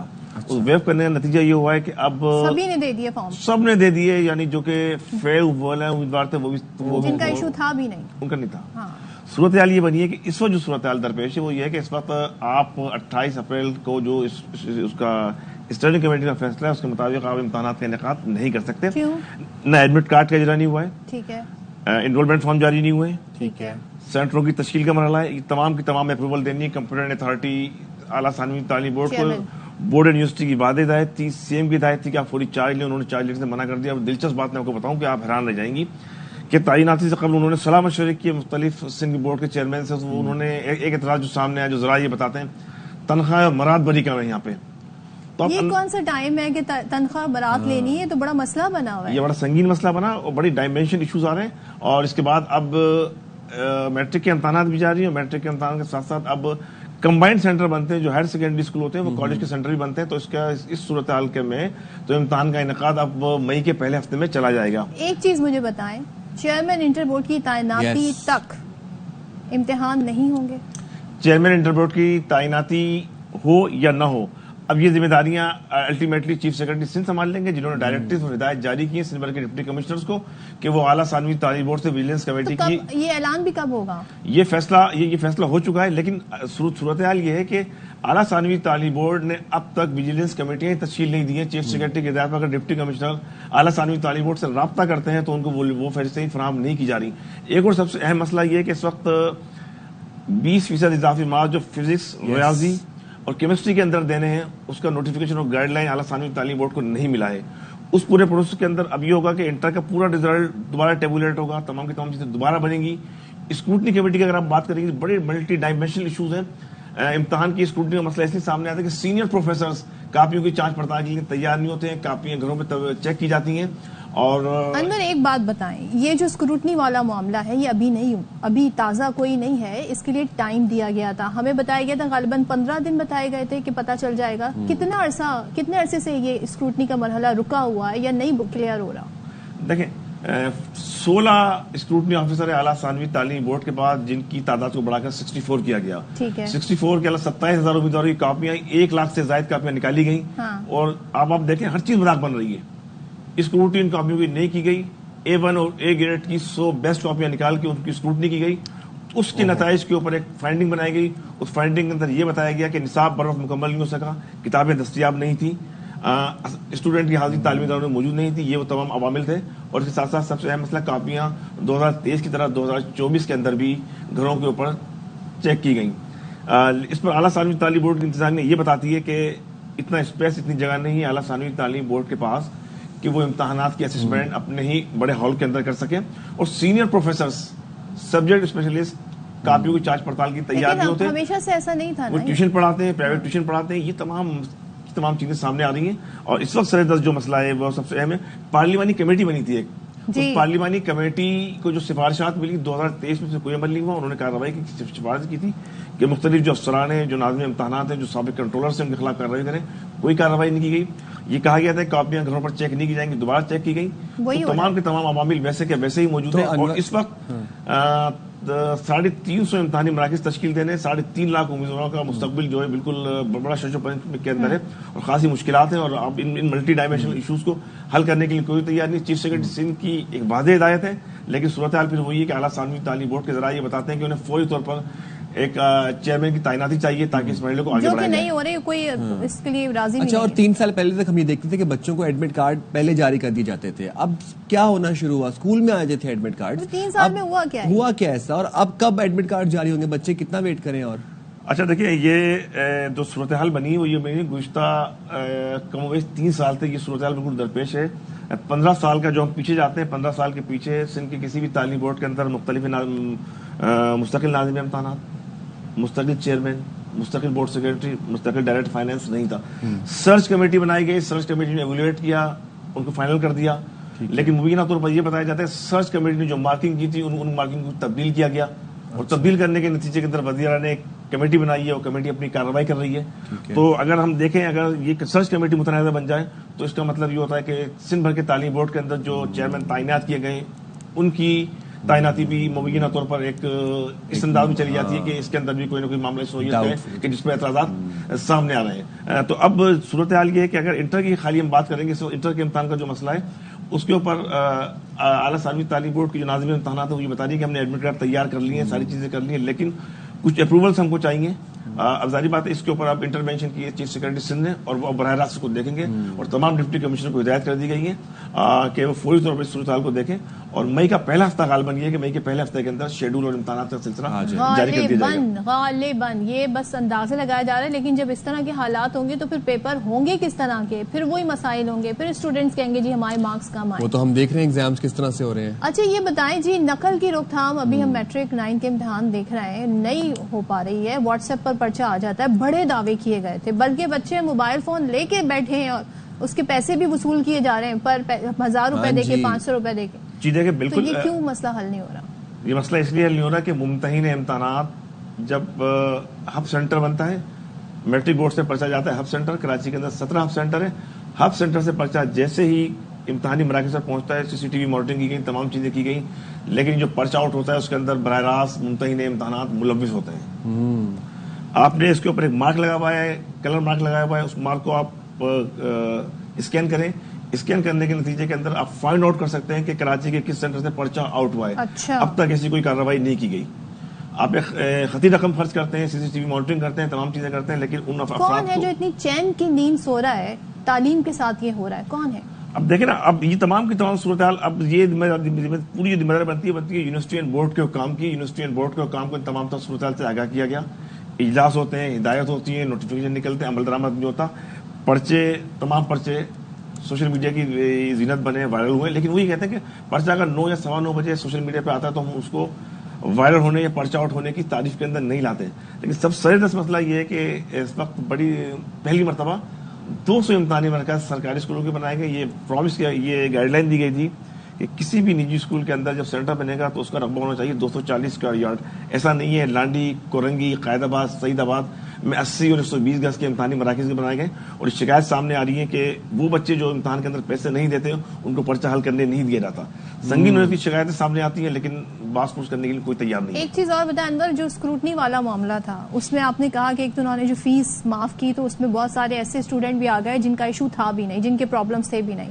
اب کیا ان کو مارکس بھی مل گئے ہیں جو فیل ہوئے تھے, جو ڈیزرو بھی نہیں کرتے تھے؟ کیا یہ بھی ہوا ہے؟ یہ دیکھیں بالکل, جو سندھ کابینہ نے جو منظوری دی ہے اس کے مطابق فزکس, کیمسٹری اور ریاضی میں فیل ہونے والے تمام طلباء طالبات کو 20% نمبر دیے جائیں گے. اب اس کا نتیجہ کیا ہے, وہ طالب علم جنہوں نے محنت کی تھی, ان کو کم نمبر ملیں گے. جو مکمل طور پر فیل ہو گئے وہ اس راستے سے بالکل آرام سے نکل جائیں گے. تو یہ بڑی الارمنگ سچویشن ہے صوبہ سندھ کے اندر. آپ یہ سوچیں مینٹل ٹول ہوگا ان اسٹوڈنٹس پہ جو محنت کرتے ہیں, بلیو کرتے ہیں سسٹم پہ, پڑھائی پہ, اسٹڈیز پہ بلیو کرتے ہیں اور پھر اچھے پیپر دے کر بھی آتے ہیں کہ وہ انڈیزرونگ لوگ بھی مارکس لے جائیں گے اور ہمیں پتہ نہیں ہوگا کہ ہمیں ملنے کیا چاہیے تھے مارکس, ہمیں ایک گریس مارکس دے. صدف ایک چیز بڑی بہت اہم یہ ہے کہ اگر ہم اس نظام کو کنٹرول کر سکتے ہیں بآسانی. سندھ پروفیسر لیکچرر ایسوسیشن فی کاپی 22 روپے ہوتے تھے, گزشتہ سال انہوں نے 35 کا مطالبہ کیا, اس کی اپروول دی گئی. اس کے بعد صورتحال یہ ہے کہ یہ سینئر سبجیکٹ اسپیشلسٹ اسسمنٹ کے لیے تیار کسی صورت نہیں ہوتے ہیں. یونیورسٹی اینڈ بورڈ کو, وزیر تعلیم کو, وزیر سندھ کو براہ راست اس کا نوٹس دینا ہوگا. سندھ بھر کے تمام تعلیم بورڈ کے اندر تمام کے تمام سینئر پروفیسر سر شام کراچی کے اعلیٰ کوچنگ سینٹروں کے اندر موجود ہوتے ہیں, پرائیویٹ ٹیوشن پڑھاتے ہیں, کالج میں پڑھانے کے لیے تیار نہیں ہے. اور سوچے چیئرمین کی تعیناتی نہیں ہو پا رہی, کہا جا رہا ہے چیئرمین صاحب کی تنخواہ اور مراد کم ہے, تو بارگیننگ چپ کے طور پہ یہ صورتحال جو ہے نا اس کا استعمال. بہت شکریہ انور خان, آپ نے ہمارے پروگرام کے لیے وقت نکالا. اور میں تو یہ سب کانورسیشن سن کے پروسیس ہی کر رہا ہوں. آئی ڈونٹ ہیو ورڈز, مجھے سمجھ نہیں آ رہی کہ یہ ہو کیا رہا ہے. اور تعلیم کا اتنا برا نظام ہے سندھ کے اندر, سینٹرز کے اندر بچے چیٹنگ کر رہے ہیں. اسکول پرنسپل جو ہے وہ بچوں کو کہہ رہے ہیں کہ آپ 2000 دیں, ہم آپ کو فون دے دیں گے. یہاں پر چیئرمین کی تعیناتیاں نہیں ہو رہی ہیں, ابھی تک ایڈمٹ کارڈ نہیں ریلیز ہوا, سینٹرز کا نہیں پتا, چیئرمین کو مراد چاہیے. اسکروٹنی ہے تو بچے وہ نمبر ملی جا رہے ہیں. میں تو آئی ایم اسپیچ لیس, مجھے سمجھ نہیں آ رہا, لوگ چین کی نیند سو رہے ہیں, تعلیم کا یہ حال ہے. جاتے ہیں جی, ہم ایک چھوٹی سی بریک پہ حاضر ہوں گے. بریک کے بعد نئی خبروں کے ساتھ, نئی اپڈیٹس کے ساتھ. آپ نے کہیں پہ نہیں جانا.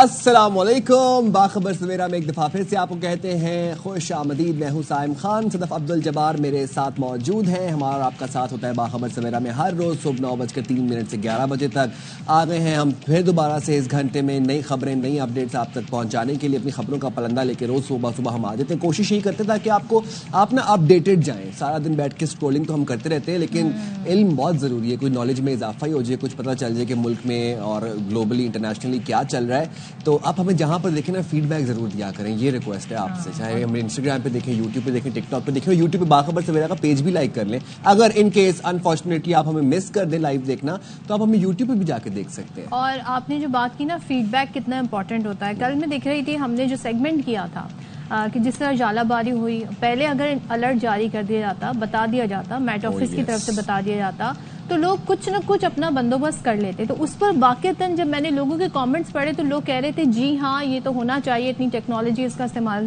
ہونا چاہیے. میں نے بھی وہ کامنٹس پڑھے تھے, لوگ بالکل یہ کہہ رہے تھے اگر آپ ہمیں بتا دیتے 2 گھنٹے پہلے بتا دیتے تو ہم ایٹ لیسٹ گاڑیاں اندر کر لیتے. جو اتنا نقصان ہوا ہے گاڑیوں کا, اتنی تعداد میں گاڑیاں جو ہیں وہ خراب ہوئی ہیں, ان کے شیشے ٹوٹے ہیں, ان میں سے کچھ کی تو بچت ہو جاتی ہے. اور آپ پھر دیکھیں نا اس کے کانسیکوینسز کیا ہوئے کہ اب اسلام آباد میں ونڈ اسکرینز ہی ختم ہو گئی ہیں, اور جو مل رہی ہیں وہ ڈبل ٹرپل پرائسز کے اوپر مل رہی ہیں. 15,000 والی 35,000 میں. چلیں اب جب بات ہم گاڑیوں کی کر ہی رہے ہیں, گاڑیوں کو بڑا نقصان پہنچا ہے, ہم آ جاتے ہیں شہر قائد کے کچھ اہم ایشوز پر. اور پچھلے دنوں سے آپ دیکھ رہے ہیں, بلکہ جب سے 2025 شروع ہوا ہے, حادثات میں ایک تسلسل کے ساتھ ہم دیکھ رہے ہیں ایک پیٹرن چل رہا ہے.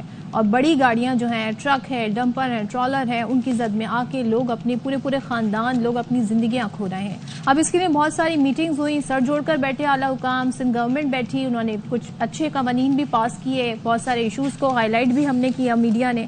اب یہ ہے کہ شہری انتظامیہ اور ٹریفک پولیس حکام کہتے ہیں جی اب ہم بہت سختی کرنے جا رہے ہیں. اب سختی کیا ہو رہی ہے؟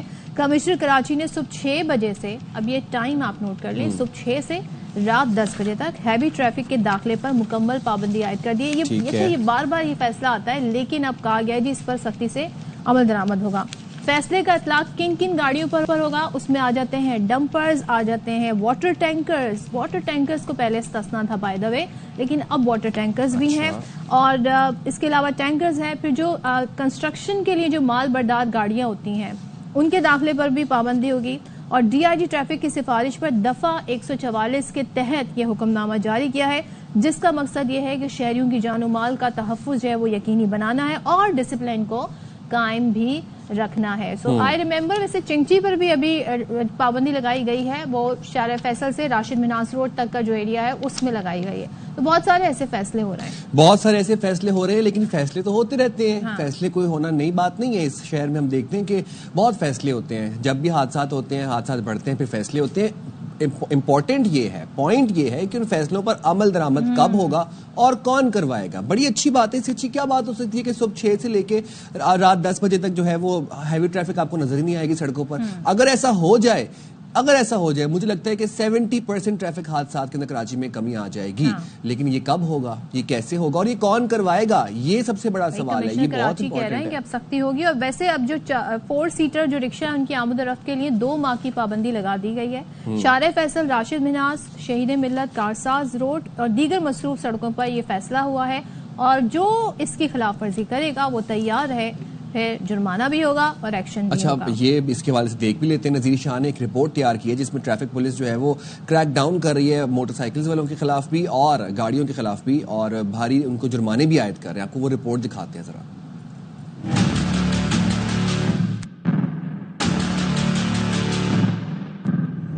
شہر قائد میں ٹریفک حادثات کے بعد شروع کیا گیا کریک ڈاؤن گرینڈ آپریشن میں تبدیل. ایک جانب قانون کی خلاف ورزی پر 7 اضلاع میں ہیوی گاڑیوں کی پکڑ دھکڑ کر کے سینکڑوں ہیوی وہیکلز کو بلدیہ امپاؤنڈ یارڈ بھیج دیا گیا. 30 سے زائد گاڑیوں کی رجسٹریشن تک منسوخ کر دی گئی. تو دوسری جانب صرف 8 روز میں بغیر ہیلمٹ موٹر سائیکل چلانے پر 13,527 چالان اور جرمانے کر دیے گئے.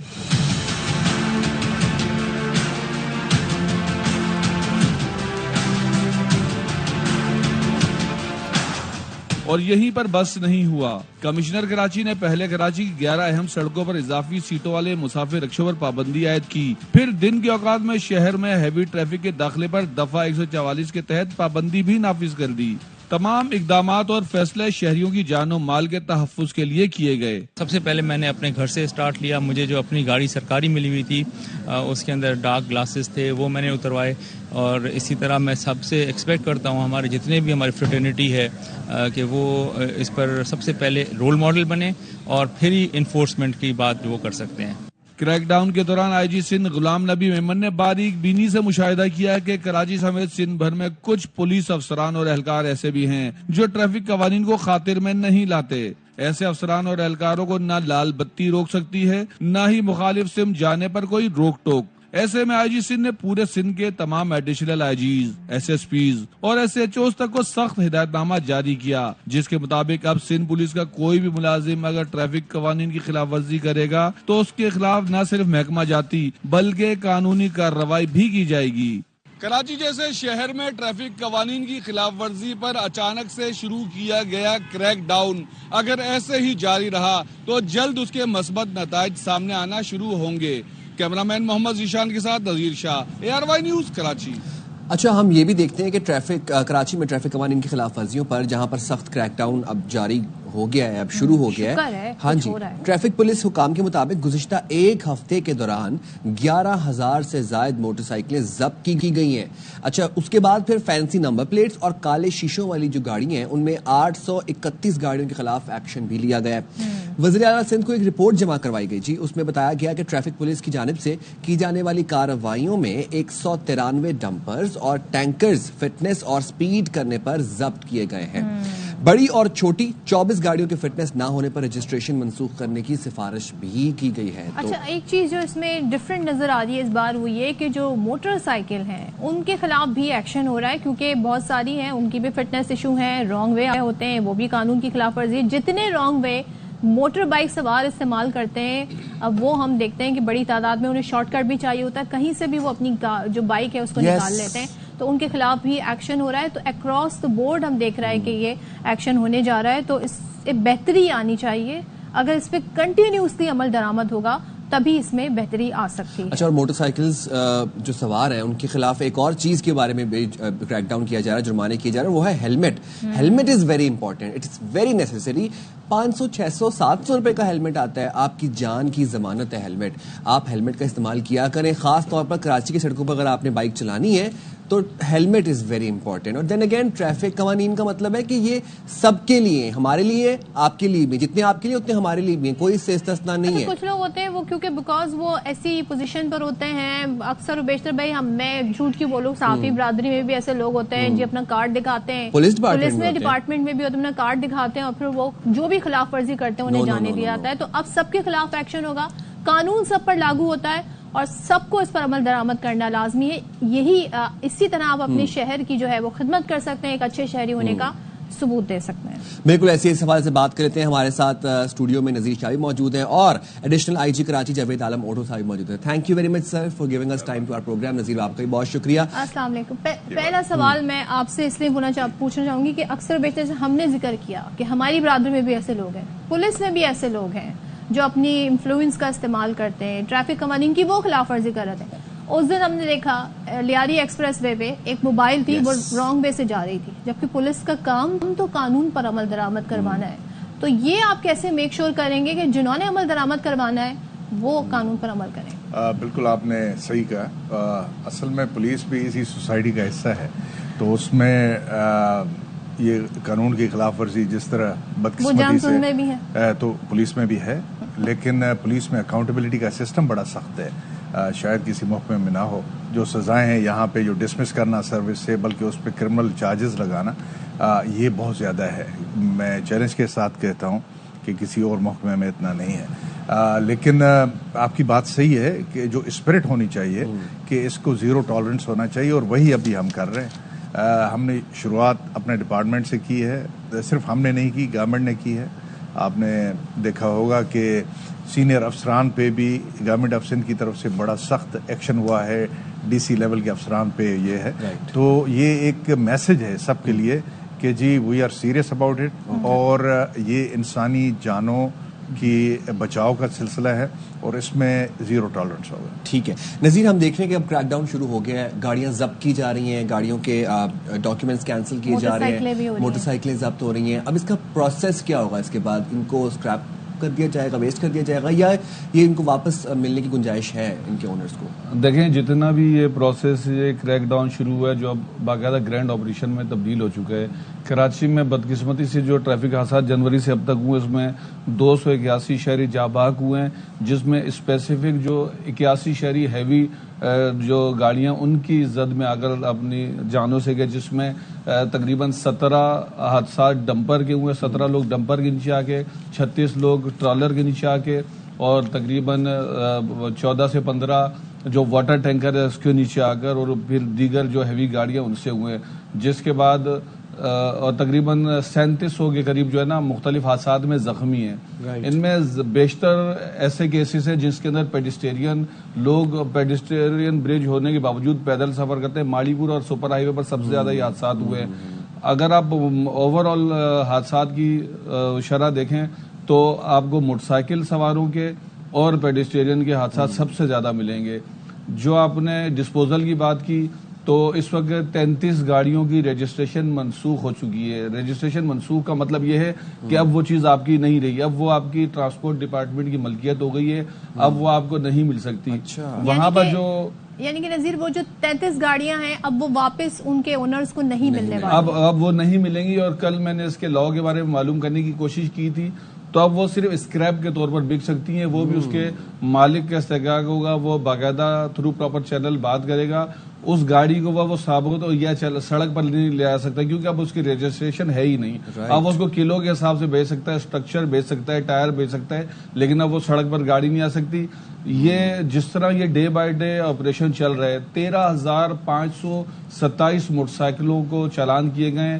اور ابھی ایڈیشنل آئی جی کراچی نے ایک بہت اہم انکشاف کیا ہے کہ تاریخ کے سب سے زیادہ چالان اس ایک سال کے دوران ٹریفک پولیس نے کیے. تقریباً 1 ارب 30 کروڑ روپے کے جو ہے وہ چالان کر کے اور سندھ حکومت کے جمع کرائے گئے.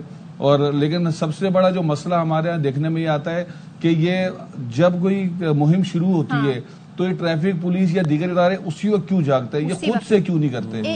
اسی سے ریلیٹڈ یہ کہ پھر اس میں لائسنس والے کتنے تھے یا غیر لائسنس یافتہ کتنے تھے؟ بالکل اس میں اچھی خاصی اس وقت فگر تو نہیں ہے میرے پاس, لیکن جو زیادہ ہوئے ہیں, موٹر سائیکل کی بات ہوئی کہ موٹر سائیکل میں ہیلمٹ پہ سب سے زیادہ ہوئے ہیں. اس کے بعد ڈرائیونگ لائسنس کا نہ ہونا یا آپ کی گاڑی کا جو کنڈیشن ہے وہ کہ لائٹس نہیں ہیں اور دوسری چیزیں نہیں ہیں تو اس پہ ہوا ہے. لیکن یہ میں بتا دوں کہ ایسے نہیں ہے کہ خدا نخواستہ ہم صرف موٹر سائیکل پہ کریک ڈاؤن کر رہے ہیں.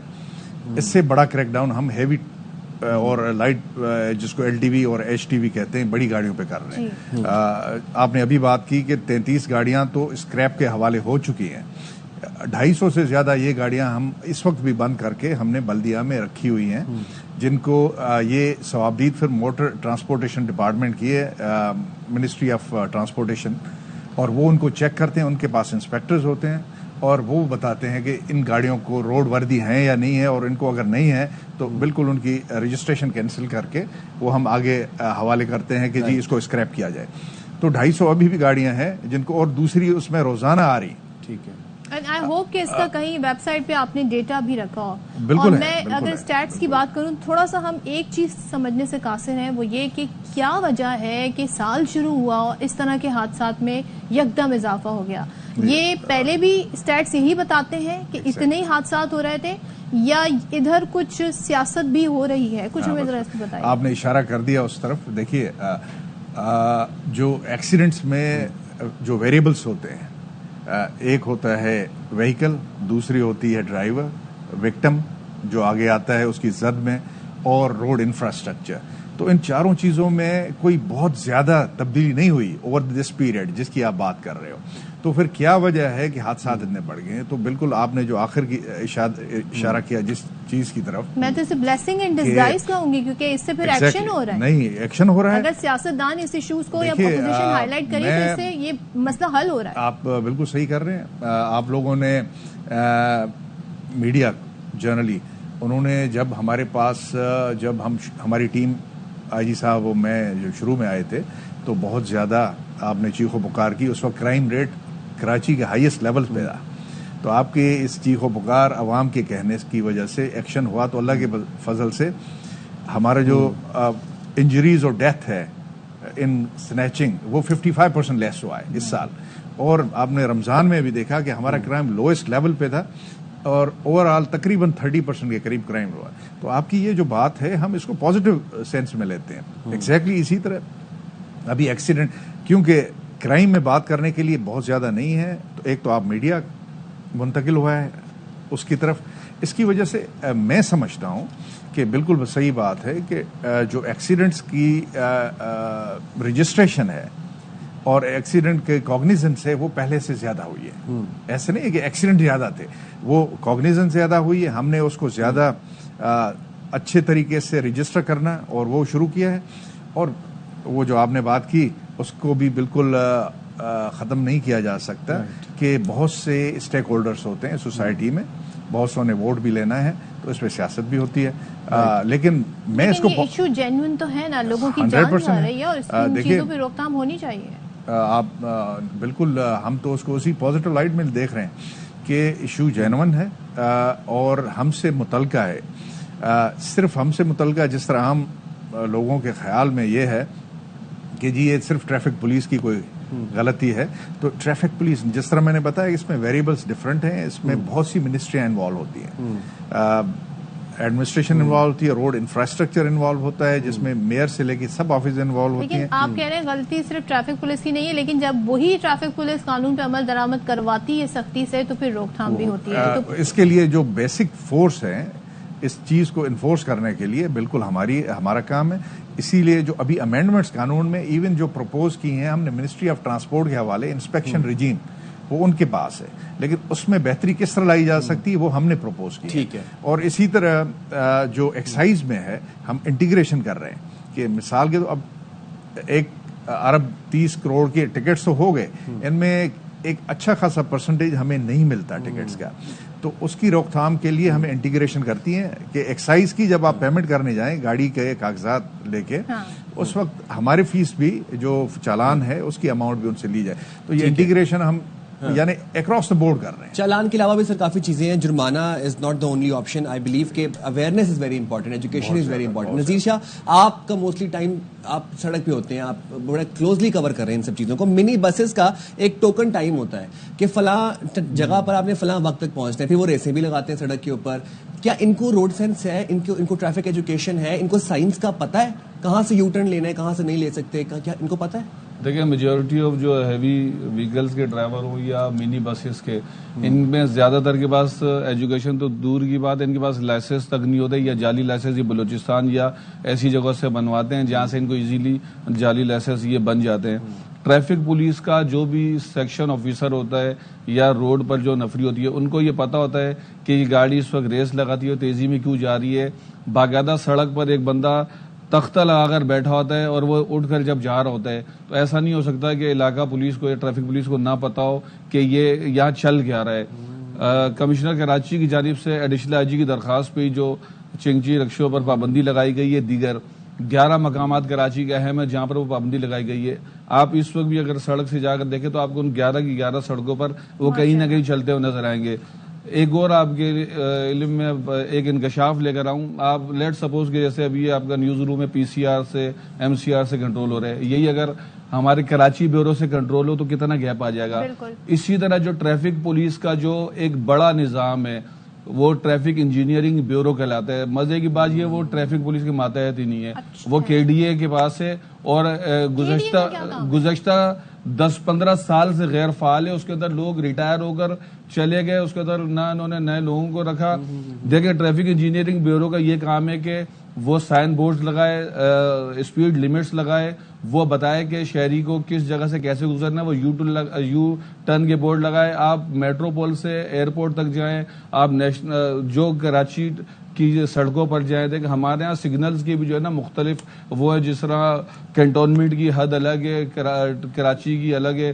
تو جو ٹریفک انجینئرنگ بیورو ہے, آپ یہ بتا دیں آپ نے ابھی تک شارع فیصل پر کوئی سائن بورڈ دیکھا ہے کہ یہاں 40 کی سپیڈ ہے, یہاں اتنی سپیڈ میں چلانی ہے, یا کوئی سائن بورڈ یہاں پر اسپتال ہے ہارن بجانا منع ہے؟ چیز یہ ہے کہ اگر سائن ہوتا بھی ہے تو لوگوں کو آئیڈیا نہیں ہوتا, لوگ اپنے طور آپ ہی دیکھیں فرسٹ لین میں بائک جا رہی ہوتی ہے شارع فیصل پہ. ٹریفک انجینئرنگ بیورو کا کام صرف سائن وہ لگانا نہیں ہے. دیکھیں اگر آپ کہیں پر بھی جاتے ہیں اور آپ دیکھتے ہیں کہ ٹریفک سگنل چل رہا ہے, آپ کہیں نہ کہیں جا کر اس پر عمل درآمد کرتے ہیں, لیکن جہاں پر آپ دیکھتے ہیں سگنل 5 منٹ کے لیے بند ہو گیا, لوگ ایسے ایک دوسرے کے سامنے آ جاتے ہیں.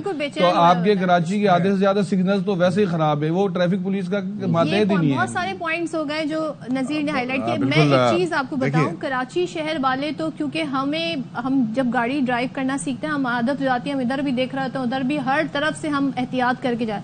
لیکن جو دوسرے شہر سے آتا ہے وہ کہتا ہے میں یہاں ڈرائیو نہیں کر سکتا, کہیں سے بھی لوگوں کو روڈ سینس ہے کراچی میں گاڑی چلانے کا؟ مجموعی طور پہ میں کہوں گا کہ اس کا فقدان ہے. اس میں بہت زیادہ چیزیں ہیں. دیکھیں پہلے بات ہوئی, میں I will try to come to the issues one by one جو ڈسکس شاہ جی نے کیے. پہلی بات ہوئی موٹر رکشاز کی جو بات ہوئی اس پہ بین نہیں ہے. بین ہے 1.4 کی رجسٹریشن ہوتی ہے, یہ 1+9 کر دیتے ہیں اس کا چیسز بڑھا کے, جو کہ بہت ہی زیادہ پرابلمیٹک ہے, ایکسیڈنٹ کا سبب بنتا ہے. اس پہ بالکل ٹوٹل بین ہے. مین شاہراہوں پہ ان کا کوئی کام نہیں ہے, وہ اندرون کے لیے ہیں. اور ان کی جو مشرومنگ گروتھ ہے اس کو ہم چیک کرنے کے لیے گورنمنٹ کو پالیسی کے انٹرونشن کے لیے کر رہے ہیں. دوسری بات جو آپ نے بات کی کہ جی گاڑیوں کی مجموعی طور پہ تعداد پہ آپ آ جائیں. دیکھیں اصل ایشو کیا ہے. اصل ایشو یہ ہے کہ ہمارا سب سے زیادہ جو وکٹم ہے تقریباً 54% سے 58% وہ موٹر سائیکلسٹ ہے. موٹر سائیکلسٹ کو ہم نے بچانا ہے, لیکن اس میں اتنا کیوں ہے ان کی گروتھ اور بائک کی تعداد ہے نا, کیونکہ 65 لاکھ جو آپ کی ٹوٹل وہیکل پاپولیشن ہے کراچی میں, اس میں تقریباً 43 لاکھ 43 لیکس موٹر سائیکل ہیں. تو ظاہر ہے 43 لیکس. تو اب موٹر سائیکل جب اتنی تعداد ہوگی, اب اس کو کیا ہے, کسی زمانے میں کراچی میں 23-24 ہزار منی بسز اور ماسٹرز ہوتے تھے. وہ اوور دا ایئرس آپ جو ابھی پرانی گاڑیاں دیکھ رہے ہیں, ٹھیک ہے, واٹر ٹینکر بن گئی, یہ بن گئی, یہ وہی پرانی گاڑیاں ان میں سے جن کو ہم ابھی ختم کر رہے ہیں, فیز آؤٹ کر رہے ہیں. لیکن اس کے ابھی گورنمنٹ بڑی کوشش کر رہی ہے کہ اس کی جگہ پبلک سیکٹر سے ٹرانسپورٹ انجیکٹ کر رہے ہیں اور اس کے لیے فائنانسنگ آئے. تو ابھی 5-6 ہزار گاڑیاں کچھ ہیں, کچھ پائپ لائن میں ہیں, جو یہ public transport red buses, green buses یہ آ رہی ہیں. ان کی تعداد جیسے بہتر ہو جائے گی آپ دیکھیے گا کہ موٹر سائیکل کی تعداد ٹائم بھی تو کم ختم کرے نا. یہ کیا سسٹم ہے؟ ایک قدیم سسٹم چل رہا ہے, ایک نیا سسٹم اس سڑک کے اوپر نہیں. دیکھیے جو پوری دنیا میں جو ٹرانسپورٹ سیکٹر ہے اس کو بہت زیادہ فائنانسز چاہیے. صرف گورنمنٹ کسی بھی دنیا کے ملک میں وہ اس کمی کو پورا نہیں کرتی, تو آپ کو پبلک پرائیویٹ پارٹنرشپ کرنی پڑتی ہے. تو پرائیویٹ سیکٹر بھی ساتھ چلے گا, پبلک سیکٹر بھی ساتھ چلے گا. آپ نے انکریج کرنا ہے فنڈز دے کے دوسرے طریقے سے ان کے, جو ہم گورنمنٹ کو پروپوز کر رہے ہیں, تاکہ پبلک سیکٹر کو بھی اس میں لیں. یہ تو بہت بڑا ایک ایشو ہے جس پہ بہت بات ہو سکتی ہے. میں صرف ایک لیاری ایکسپریس کی بات کرتی ہوں جس کو مینیج کیا جا سکتا ہے. 16 کلومیٹر ایک پہ, 16 کلومیٹر دوسرا پہ. ہمیں پتا ہے جی آپ کی جورسڈکشن میں وہ نہیں آتا ہے, لیکن وہاں پر جب سے الاسف اسکوائر والا جو کٹ ہے وہ بند ہوا ہے تو لوگوں نے شارٹ کٹ نکال لیا ہے لیاری ایکسپریس سے, وہاں سے وہ یو ٹرن نکال لیا. اس میں کوئی کباہت نہیں ہے. دیکھیے میری بات سنیں, پہلے کیا ہو رہا تھا کہ لوگ, ایک طوفان بدتمیزی تھا اس پوائنٹ پہ, بھیڑ ہوتا تھی اور نہیں, وہ آگے سے کٹ پراپر کٹ ہے اور ادھر سے ہاں آپ کا ٹریول ٹائم تھوڑا سا بڑھ رہا ہے, لیکن وہ پراپر روڈ سے آپ کٹ مار کے واپس آنے. پہلی بات. اور دوسری سر وہ ہم دیکھ بھی سکتے تھے جی, کس طرح سے بڑی گاڑیاں اگر آپ دکھا سکتے ہیں وہ دیکھیں سر. یہ لیاری ایکسپریس وے, یہاں سے یو ٹرن لیا جاتا ہے. یہ تو دیکھیں یہ انفورسمنٹ کا مسئلہ ہے, یہ نہیں ہونا چاہیے. لیکن یہ گاڑی جو آ رہی ہے آپ کے کنٹرول میں نہیں ہے, ہمارے کنٹرول نیچے ہے, اوپر موٹر وے کے کنٹرول میں. ٹھیک ہے, تو ان کے ساتھ ہم کوآرڈینیشن کریں گے اور اس مسئلے کو کریں گے. لیکن جب سے ہم نے کوشش کی ہے کہ وہ جو جیم رہتا تھا آپ کا یا الاسف کے سامنے راؤنڈ اباؤٹ کی ڈیزائن فالٹی ہے. جو شاہ جی نے بتایا, ٹریفک انجینئرنگ بیورو کا یہ کام ہے کہ جہاں پہ ڈیزائن فالٹی ہے اس کو سیدھا کریں. لیکن ان کے پاس فنڈز کا مسئلہ تھا. اس میں جو نئے پروپوزلز میں ہم نے تو بات کی ہے کہ جی ہم جس طرح ابھی ایک سال میں ہم نے گورنمنٹ کے لیے 1 ارب 30 کروڑ روپے اکٹھے کرنے ہیں, وہ کیے ہیں. ان میں سے ایک سائزبل نمبر, جس طرح آپ پولیس کو ریوارڈ کی صورت میں واپس کرتے ہیں ان کے اکوپمنٹ کے لیے, ٹریفک پولیس کے, آپ ان کو کر دیں. یعنی کہ ہم نے اکٹھے مل کے ٹیم کر کے اس کام کو بہتر کرنا ہے. اللہ کرے کہ یہ مسئلہ حل ہو. اس پر ایک اور چیز ہے, میں اس پر کافی اسٹڈی کر رہا ہوں, تو ایک چیز میں نے دیکھی ہے کہ بجائے آپ لوگوں کو زور دے کے آپ ہیلمٹ پہنیں تاکہ آپ روڈ پر گر کر جان محفوظ رہے, بجائے اس کے لوگوں کو یہ کہا جائے کہ آپ قانون پر عمل درآمد کریں. اس میں ایک بات میں بڑی ضرور کروں گا, جس طرح 52% سے 58% وکٹم موٹر سائیکلسٹ ہوتا ہے. اب موٹر سائیکلسٹ عام طور پہ اور فیٹلٹیز میں, یہ فیٹلٹیز کی بات کر رہا ہوں جو اللہ کو پیارے ہو جاتے ہیں, تو اس میں 3-4 انٹرونشن جو ابھی ہم کر رہے ہیں کرنے لگے خاص طور پہ HTV اور LTV بڑی گاڑیوں میں, اس سے میں سمجھتا ہوں کہ آپ دیکھیے گا 1-2 مہینے میں بڑا افاقہ ہوگا. اس میں نمبر 1 کیا ہے؟ نمبر 1 ہے کہ آپ سائڈ, پوری دنیا میں انڈر رنس ہوتے ہیں, اس کو انڈر رن کہتے ہیں, سائڈ سے پینلنگ ہوتی ہے, گاڑی نہیں ہوتی, تاکہ اگر موٹر سائیکلسٹ لگتا بھی ہے تو وہ زخمی ہوتا ہے, ٹائر کے نیچے نہیں آتا. یہ ہم زبردستی لگا رہے ہیں. آئی ایم ویری تھینکفل کہ جو ٹرانسپورٹ ایسوسی ایشن نے ایگری کر لیا اور کیمراز لگا رہے ہیں. جی اس سے بہتری آئی اینڈ ٹریکرز. ٹھیک ہے, تھینک یو سو مچ جاوید آدمولو صاحب, اور ہمارے ساتھ موجود ہیں آپ دونوں کا بہت شکریہ. چلیں جی, اب آئی ایم ویری ہوپ فل کہ اقدامات کیے جائیں گے اور ان کے اوپر کام کیا جائے گا. تو ہم جاتے ہیں چھوٹی سی بریک پہ, حاضر ہوں گے بریک کے بعد. تھینک یو جی.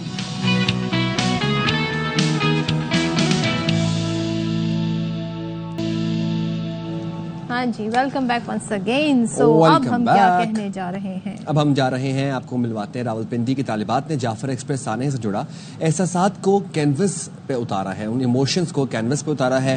فرا ربانی اس وقت جو آرٹسٹ ہیں ان کے ساتھ موجود ہیں, ہمیں مزید اپڈیٹ کریں گے. جی فرا.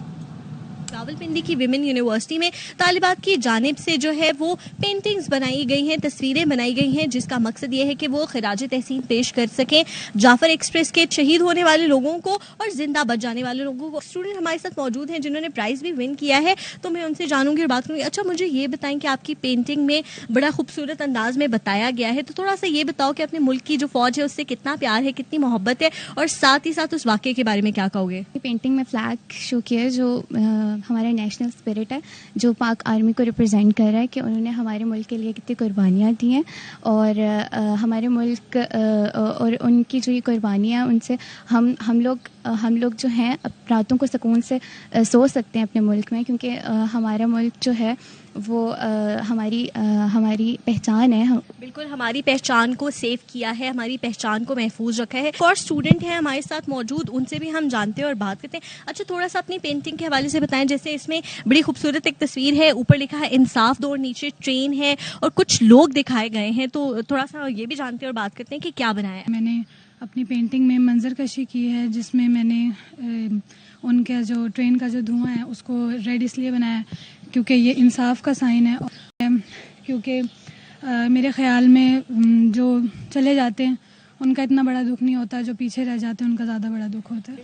ہمارے ساتھ ان کی ٹیچر بھی موجود ہیں, ان سے بھی جانتے ہیں اور بات کرتے ہیں کہ میم بیسیکلی ہم شاید اپنے نوجوان نسل کو یہی پیغام دینا چاہ رہے ہیں کہ ملک کی ترقی کے لیے وہ کام کریں, بجائے سے کہ کوئی غلط عناصر کے ہتھے چڑھ جائیں, وہ اپنے ملک کی ترقی اور ملک کی خوشحالی کے لیے کوشش کریں. تو کیا ہم یہ کہہ سکتے ہیں کہ یہ بھی ایک چھوٹی سی کوشش ہی تھی؟ بالکل, آپ کی بات بالکل صحیح ہے. ہم نے اسی ساری چیز کو دیکھتے ہوئے یہ کمپٹیشن رکھا تھا پینٹنگ کا, جس میں ہم نے بچوں کو انوالو کیا تھا تاکہ وہ اپنے ایکسپریشنز کے تھرو, اپنے آرٹ ورک کے تھرو یہ جو ٹرین حادثہ ہوا ہے جو کافی مطلب آثار ہمارے دلوں پر چھوڑ کے گیا ہے غم کے, اس کو ایکسپریس کر سکیں, اس کو دکھا سکیں کہ سب لوگ اس جو حادثے کو ہیں, اس طرح کے جتنے بھی حادثے ہو رہے ہیں ملک میں, ان سب کو مطلب کنڈیمڈ کرتے ہیں, اور ہم چاہتے ہیں کہ ہمارے ملک میں امن ہو اور امن اور سلامتی ہو. یہاں پر ایک کوشش کی گئی ہے اور ینگسٹرز کی جانب سے, طلباء کی جانب سے ایک واضح پیغام دیا گیا ہے کہ ملک کو کوئی بھی میلی آنکھ سے دیکھے گا تو ہر کوئی اپنے انداز میں اس کو کنڈیم کرے گا, چاہے وہ رنگوں کی صورت ہو, چاہے وہ زبان کی صورت ہو, یا چاہے وہ کسی بھی صورت ہو. اور ہم امید یہی کرتے ہیں کہ ہماری پاک فوج جتنی ایکٹیو ہے, آنے والے دنوں میں ایسا کوئی واقعہ, ایسا کوئی سانحہ دوبارہ نہیں ہوگا جو کہ ہمارے ذہنوں پر کوئی ایسی تکلیف دہ یاد چھوڑ کر جائے. جی, تو ہم یہ کہتے ہیں آرٹ کے تھرو احساسات کی کتنی زبردست ترجمانی ہو سکتی ہے, یہ ہم نے دیکھا. اور ظاہر ہے جو اندھوناک وہ واقعہ تھا اس کی جو عکاسی اس میں کی گئی ہے, کتنے جذبات نمایاں ہیں, حب الوطنی کا عنصر اس میں کتنا نمایاں ہے. سو بڑے زبردست ہی پینٹنگ, اور بچوں نے اس کو سمجھا اور بڑے بیوٹیفلی اس کو اپنے کینوس کے اوپر اتارا. چلیں جی, اب ہم جہاں پر بات کر رہے تھے بریک پہ جانے سے پہلے ٹرانسپورٹ کے حوالے سے, تو محکمہ ٹرانسپورٹ سندھ کی جانب سے کراچی کے شہریوں کو جدید سفری سہولیات کی فراہمی کے لیے مختلف منصوبوں پر عمل درآمد کیا جا رہا ہے. اچھی خبر ہے, میں اس لیے اتنا ایکسائٹڈ ہو گئی ہوں پڑھتے پڑھتے. شہر میں جلد 34 نئی الیکٹرک بسوں سمیت 100 بسیں اور 5 ڈبل ڈیکر بسیں بھی چلیں گی. ڈبل ڈیکر کبھی کراچی میں چلا کرتی تھی. اچھا, ہم پکچرز دیکھتے ہیں, آپ کو یقین نہیں آئے گا, ٹرام بھی چلا کرتی تھی. اور کراچی کی جب آپ وہ پکچرز دیکھیں گے آپ سمجھیں گے آپ کسی اور شہر کی پکچر دیکھ رہے ہیں. لیکن سم ہاؤ پھر جو ڈیٹیریشن ہوئی, फिर डबल डेकर भी गायब हो गई और अजीबोगरीब किस्म के। तो आपने सफर किया है वैसे डबल डेकर के ऊपर? डबल डेकर के टाइम पे मैं पैदा भी नहीं हुई। अच्छा, सॉरी, क्या आपने समझ लिया? माजरत। अच्छा, महकमा ट्रांसपोर्ट एंड डिजिटलाइजेशन की जानिब एक और कदम बढ़ाते हुए ऑनलाइन फिटनेस सर्टिफिकेट के इजरा का आगाज भी कर दिया है। अब सूबाई वज़ीर ट्रांसपोर्ट शर्जील इनाम मेमन कहते हैं कि कराची के 2 जदीद फिटनेस सेंटर्स में गाड़ियों की जांच का अमल शुरू हो चुका है। चलें, तो अब ये सूरत हाल है। साथ ही ये भी कहा गया है कि सिंध भर में जो कमर्शियल गाड़ियां हैं उनके लिए 10 MVI सेंटर्स कायम किए जा रहे हैं। नेशनल हाईवे और सुपर हाईवे पर नए मराकज़ के क़याम से शहर में दाखिल होने वाली गाड़ियों की फिटनेस को यकीनी बनाया जाएगा। ये बहुत ज़रूरी है क्योंकि बहुत सारी जो बड़ी गाड़ियां हैं वो दूसरे शहरों से दाखिल होती हैं और कोई चेक एंड बैलेंस नहीं होता उनकी फिटनेस, क्योंकि फिटनेस वहां से उनके फिटनेस सर्टिफिकेट है, लेकिन यहाँ के हालात तो मुख्तलिफ हैं, यहाँ की सड़कें मुख्तलिफ हैं, तो उसके हिसाब से चीजों को देखना होगा। To be very honest, do you think कि 34 electric buses and 120 double decker buses can help? आपको लगता है कि मतलब 34 इलेक्ट्रिक बसें और इतना बड़ा शहर? मेरी ख्वाहिश तो ये है कि भाई मास ट्रांजिट सिस्टम होना चाहिए, आपकी बुलेट ट्रेन होनी चाहिए, बहुत कुछ होना चाहिए जो हम तरक्की याफ्ता ममालिक में देख रहे हैं। और मैं सिर्फ एशियन कंट्रीज की अगर बात करूं, लेकिन ये है कि अब चले जो भी मिल रहा है वो बेहतर होगा। और ये जो मशरूम ग्रोथ हम देखते हैं ना, चिंची रिक्शा या अभी जो 4 सीटर रिक्शा की बात हो रही है, वो आवाम की जरूरत है, तो इसलिए इसकी इतनी हम ग्रोथ होते देखते हैं। इसको भी काबू किया जा सकता है अगर पब्लिक बसेस जो हैं लोगों को प्रोवाइड कर दी जाए। एंड देन अगेन, अगर जैसे हम देखते हैं कि अब क्रैकडाउन शुरू हो गया है, रिक्शे बंद किए जा रहे हैं क्योंकि रिक्शे जो है वो उनको एक्सटेंडेड रिक्शे होते हैं, वो कानून के खिलाफ है, तो रिक्शे बंद किए जा रहे हैं, चिंचियां बंद की जा रही हैं। देन अगेन हमें आवाम को इसका पैरेलल कोई अल्टरनेट भी प्रोवाइड करना पड़ेगा। ठीक है, तो इसी वाले से बात कर लेते हैं। हमारे साथ मौजूद है सूबाई वज़ीर ट्रांसपोर्ट शर्जील इनाम मेमन साहब। Thank you so much Sharjeel साहब हमें ज्वाइन करने के लिए। सबसे पहले तो बताइएगा, बड़े मसाइल हैं ट्रैफिक के, ट्रांसपोर्ट की भी कमी है, शहर के साइज, हजम और पॉपुलेशन की अगर हम बात करें तो ये जो गौर किया जा रहा है नई बसेस लाने का, कितना फायदा होगा कराची के शहरियों को? बिस्मिल्लाहिर्रहमानिर्रहीम जी, शुक्रिया। देखिए जी, इस वक्त गवर्नमेंट ऑफ सिंध बहुत एग्रेसिवली काम कर रही है और ये पहला सूबा है जिसने पहली पाकिस्तान की EV बसेस भी शुरू की और खवातीन के लिए पिंक बसेस पाकिस्तान की पहली दफा वो भी शुरू की।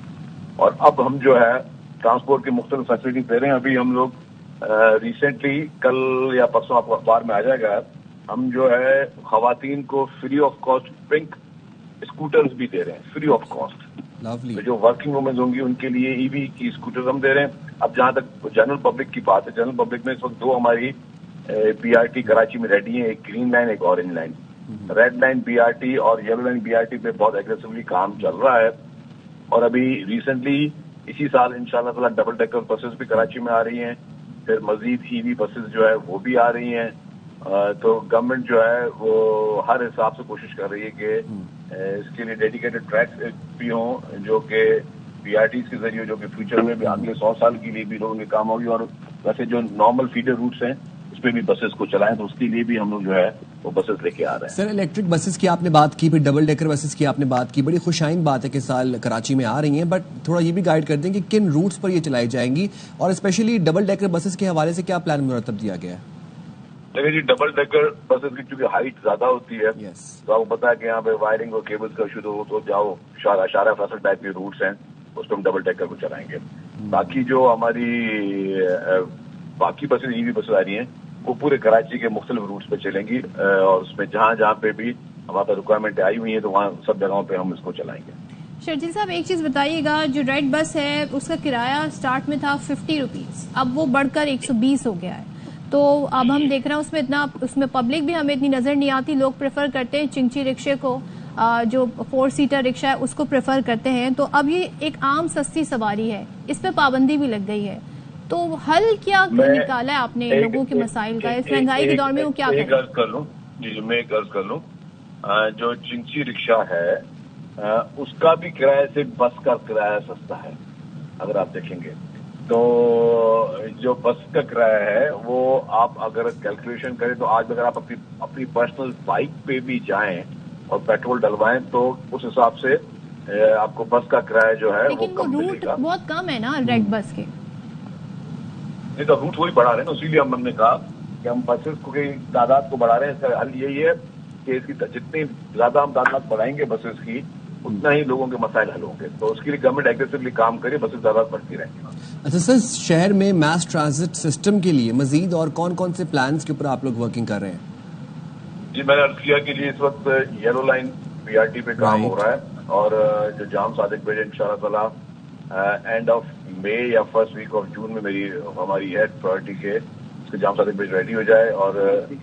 और मलिर एक्सप्रेस वे जो है उसका भी आपने देखा है कि मलिर एक्सप्रेस वे भी बहुत एग्रेसिवली काम हो रहा है, जिसको शाहराह भुट्टो हम कहते हैं, और उससे भी जो है लोगों को बहुत ज्यादा एक फायदा मिलेगा। तो सारी चीजों पर मई की बात कर रहे हैं तो आप 2025 के मई की बात कर रहे हैं, क्योंकि रेड लाइन तो हम देख रहे हैं तो मुकम्मल नहीं, मैं जाम सादिक ब्रिज की बात कर, जाम सादिक ब्रिज जो है वो एंड ऑफ द मई या फर्स्ट वीक ऑफ जून या मिड ऑफ जून तक उसका जाम सादिक ब्रिज का एक ट्रैक वो ब्रिज नहीं बन जाएगी, तब दूसरी ब्रिज भी बनाने जाएंगे। तो और येलो लाइन BRT पे ओवरऑल भी काम हो रहा है।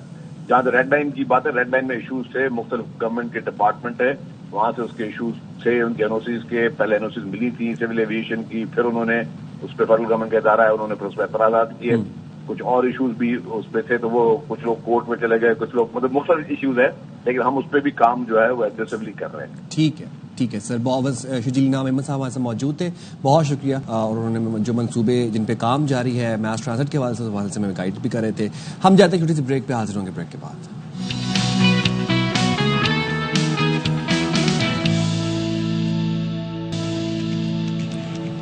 Welcome back once again. अब हम ऐसे इशू पर जा रहे हैं जो कि बहुत ही कहते हैं ना सेंसिटिव मामला है, बड़ा दिल दुखता है इस तरह के वाक़यात जब हम रिपोर्ट कर रहे होते हैं मीडिया से।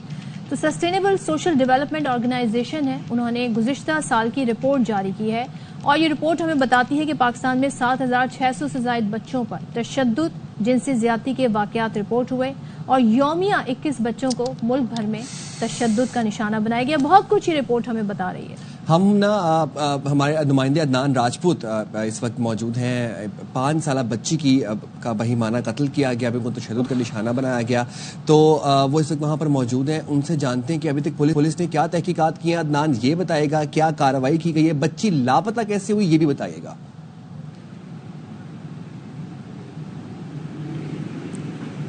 अदनान, आप सुन सकते हैं?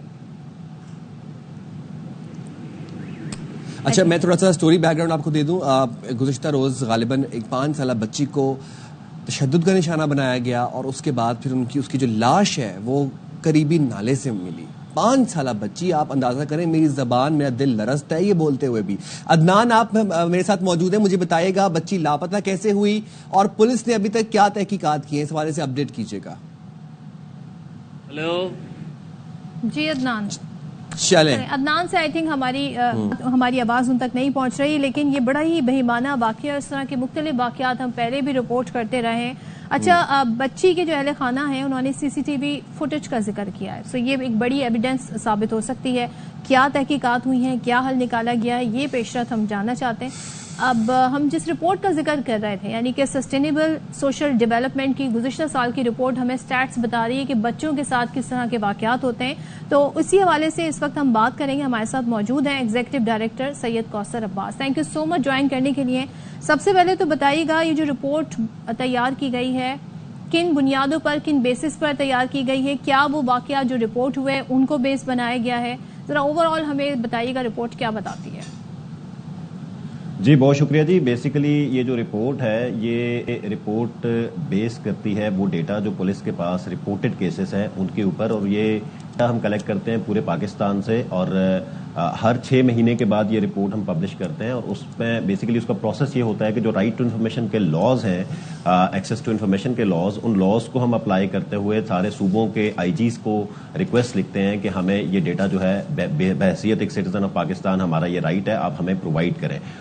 उसके बाद जो है वो जब डेटा हमें मिलता है तो फिर उसके ऊपर हम एक एनालिसिस बिल्ड करते होते हैं और ये देखते हैं कि कितने केसेस ऐसे हैं कि जो रिपोर्ट हो रहे हैं। अभी ये जो आपके पास फिगर है 7608 का, ये वो केसेस हैं कि जो रिपोर्टेड केसेस हैं पुलिस के पास। लेकिन अभी ये भी यहाँ पे मेंशन करना जरूरी है कि बहुत सारे केसेस ऐसे हैं जो रिपोर्ट नहीं हो रहे, शायद इससे कई गुना ज्यादा केसेस ऐसे हैं जो रिपोर्ट नहीं हो रहे।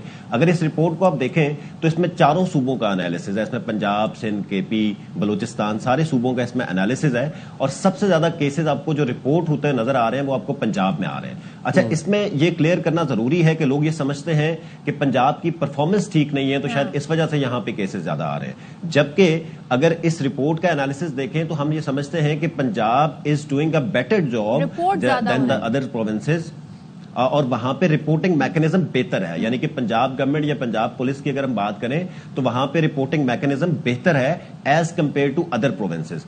सो अगर इसमें आप देखें तो हमने डिफरेंट इंडिकेटर्स को जो है वो टारगेट किया, जिसमें हमने चाइल्ड सेक्सुअल अब्यूज को भी देखा, जिसमें हमने किडनैपिंग ऑफ चिल्ड्रन को देखा, जिसमें हमने ट्रैफिकिंग को देखा, और एक जो सबसे इंपॉर्टेंट चीज इस रिपोर्ट के अंदर इस दफा हमने मेंशन की वो ये है कि इसमें हमने कन्विक्शन रेट देखा, और जो कन्विक्शन रेट है वो पूरे पाकिस्तान का अगर उसका एनालिसिस आप देखें तो that is less than 1%, which is a big question mark on the performance of the judiciary, के जो बच्चों के साथ इस तरह के वाकयात होते हैं उसको अर्जेंट बेसिस पे जस्टिस प्रोवाइड करने के लिए या पुलिस जो है वो एविडेंस नहीं दे पाती है, प्रोसिक्यूशन कमजोर है।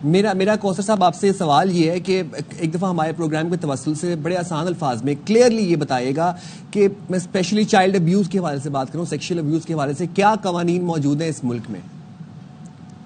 देखिए, चाइल्ड सेक्सुअल अब्यूज के हवाले से, ये चाइल्ड ट्रैफिकिंग के हवाले से बड़े अच्छे लॉज ऑलरेडी जो है वो मौजूद हैं, और अगर हम बात करें स्पेशली सूबों की, तो सूबों के अंदर 1121 के नंबर के हिसाब से एक जो है ना हेल्पलाइन भी बनी हुई है, और उस हेल्पलाइन पे अगर कोई भी रिपोर्ट करता है तो फौरी तौर पे उन केसेस को जो है वो एड्रेस किया जाता है। तो सबसे पहले तो लोगों को ये एजुकेट करने की जरूरत है कि जिस तरह पंजाब की अगर आप बात करें तो child protection bureau Punjab they are doing a wonderful work, और 1121 के ऊपर अगर कोई भी कॉल आती है तो फौरी तौर पे वो उस केस को जो है वो रिपोर्ट भी करते हैं, और उसके साथ साथ सबसे इंपॉर्टेंट चीज ये है कि इसमें जो विक्टिम है, जो बच्चा है, उसके ऊपर ब्लेमिंग या टॉर्चर मजीद उसको नहीं करना, बल्कि उसको एक सेफ एनवायरनमेंट देना है ताकि उस बच्चे की रिहेबिलिटेशन की जा सके। मैं आपको एक और वाकया बता दूं कि अभी पिछले 3-4 दिनों से अभी ये सोशल मीडिया पे अभी ये स्टोरी आनी शुरू हो गई है कि 3-4 दिनों से एक वाकया इस्लामाबाद के अंदर होता है जिसमें घरेलू एक बच्ची मुलाजमा है जिसको तशद्दुद का निशाना बनाया गया है, और वो केस जो है अभी तक उसके ऊपर FIR रजिस्टर नहीं हो रही। तो there are so many cases कि जिसके ऊपर अभी तक जो है वो FIR जो है वो रजिस्टर उस तरीके से नहीं हो रही। तो देयर इज अ नीड कि उस मैकेनिज्म को जो है वो स्ट्रेंथन करने की लेजिस्लेटिव कंट्री, बहुत कानून बनते हैं मगर उन पर अमल दरामद नहीं होता है। आपने राइटली पॉइंट आउट किया। सईद कौसर हमारे साथ थे, thank you so much Kausar Abbas, बहुत शुक्रिया। चलें जी, अदनान राजपूत की तरफ वापस जाते हैं। अदनान, आप मुझे इस वक्त बताएगा कि जो गुज़िश्ता रोज हमने देखा वाकया पेश आया 5 साल बच्ची के साथ, पुलिस तहकीकात कहां तक पहुंची ये बताइएगा।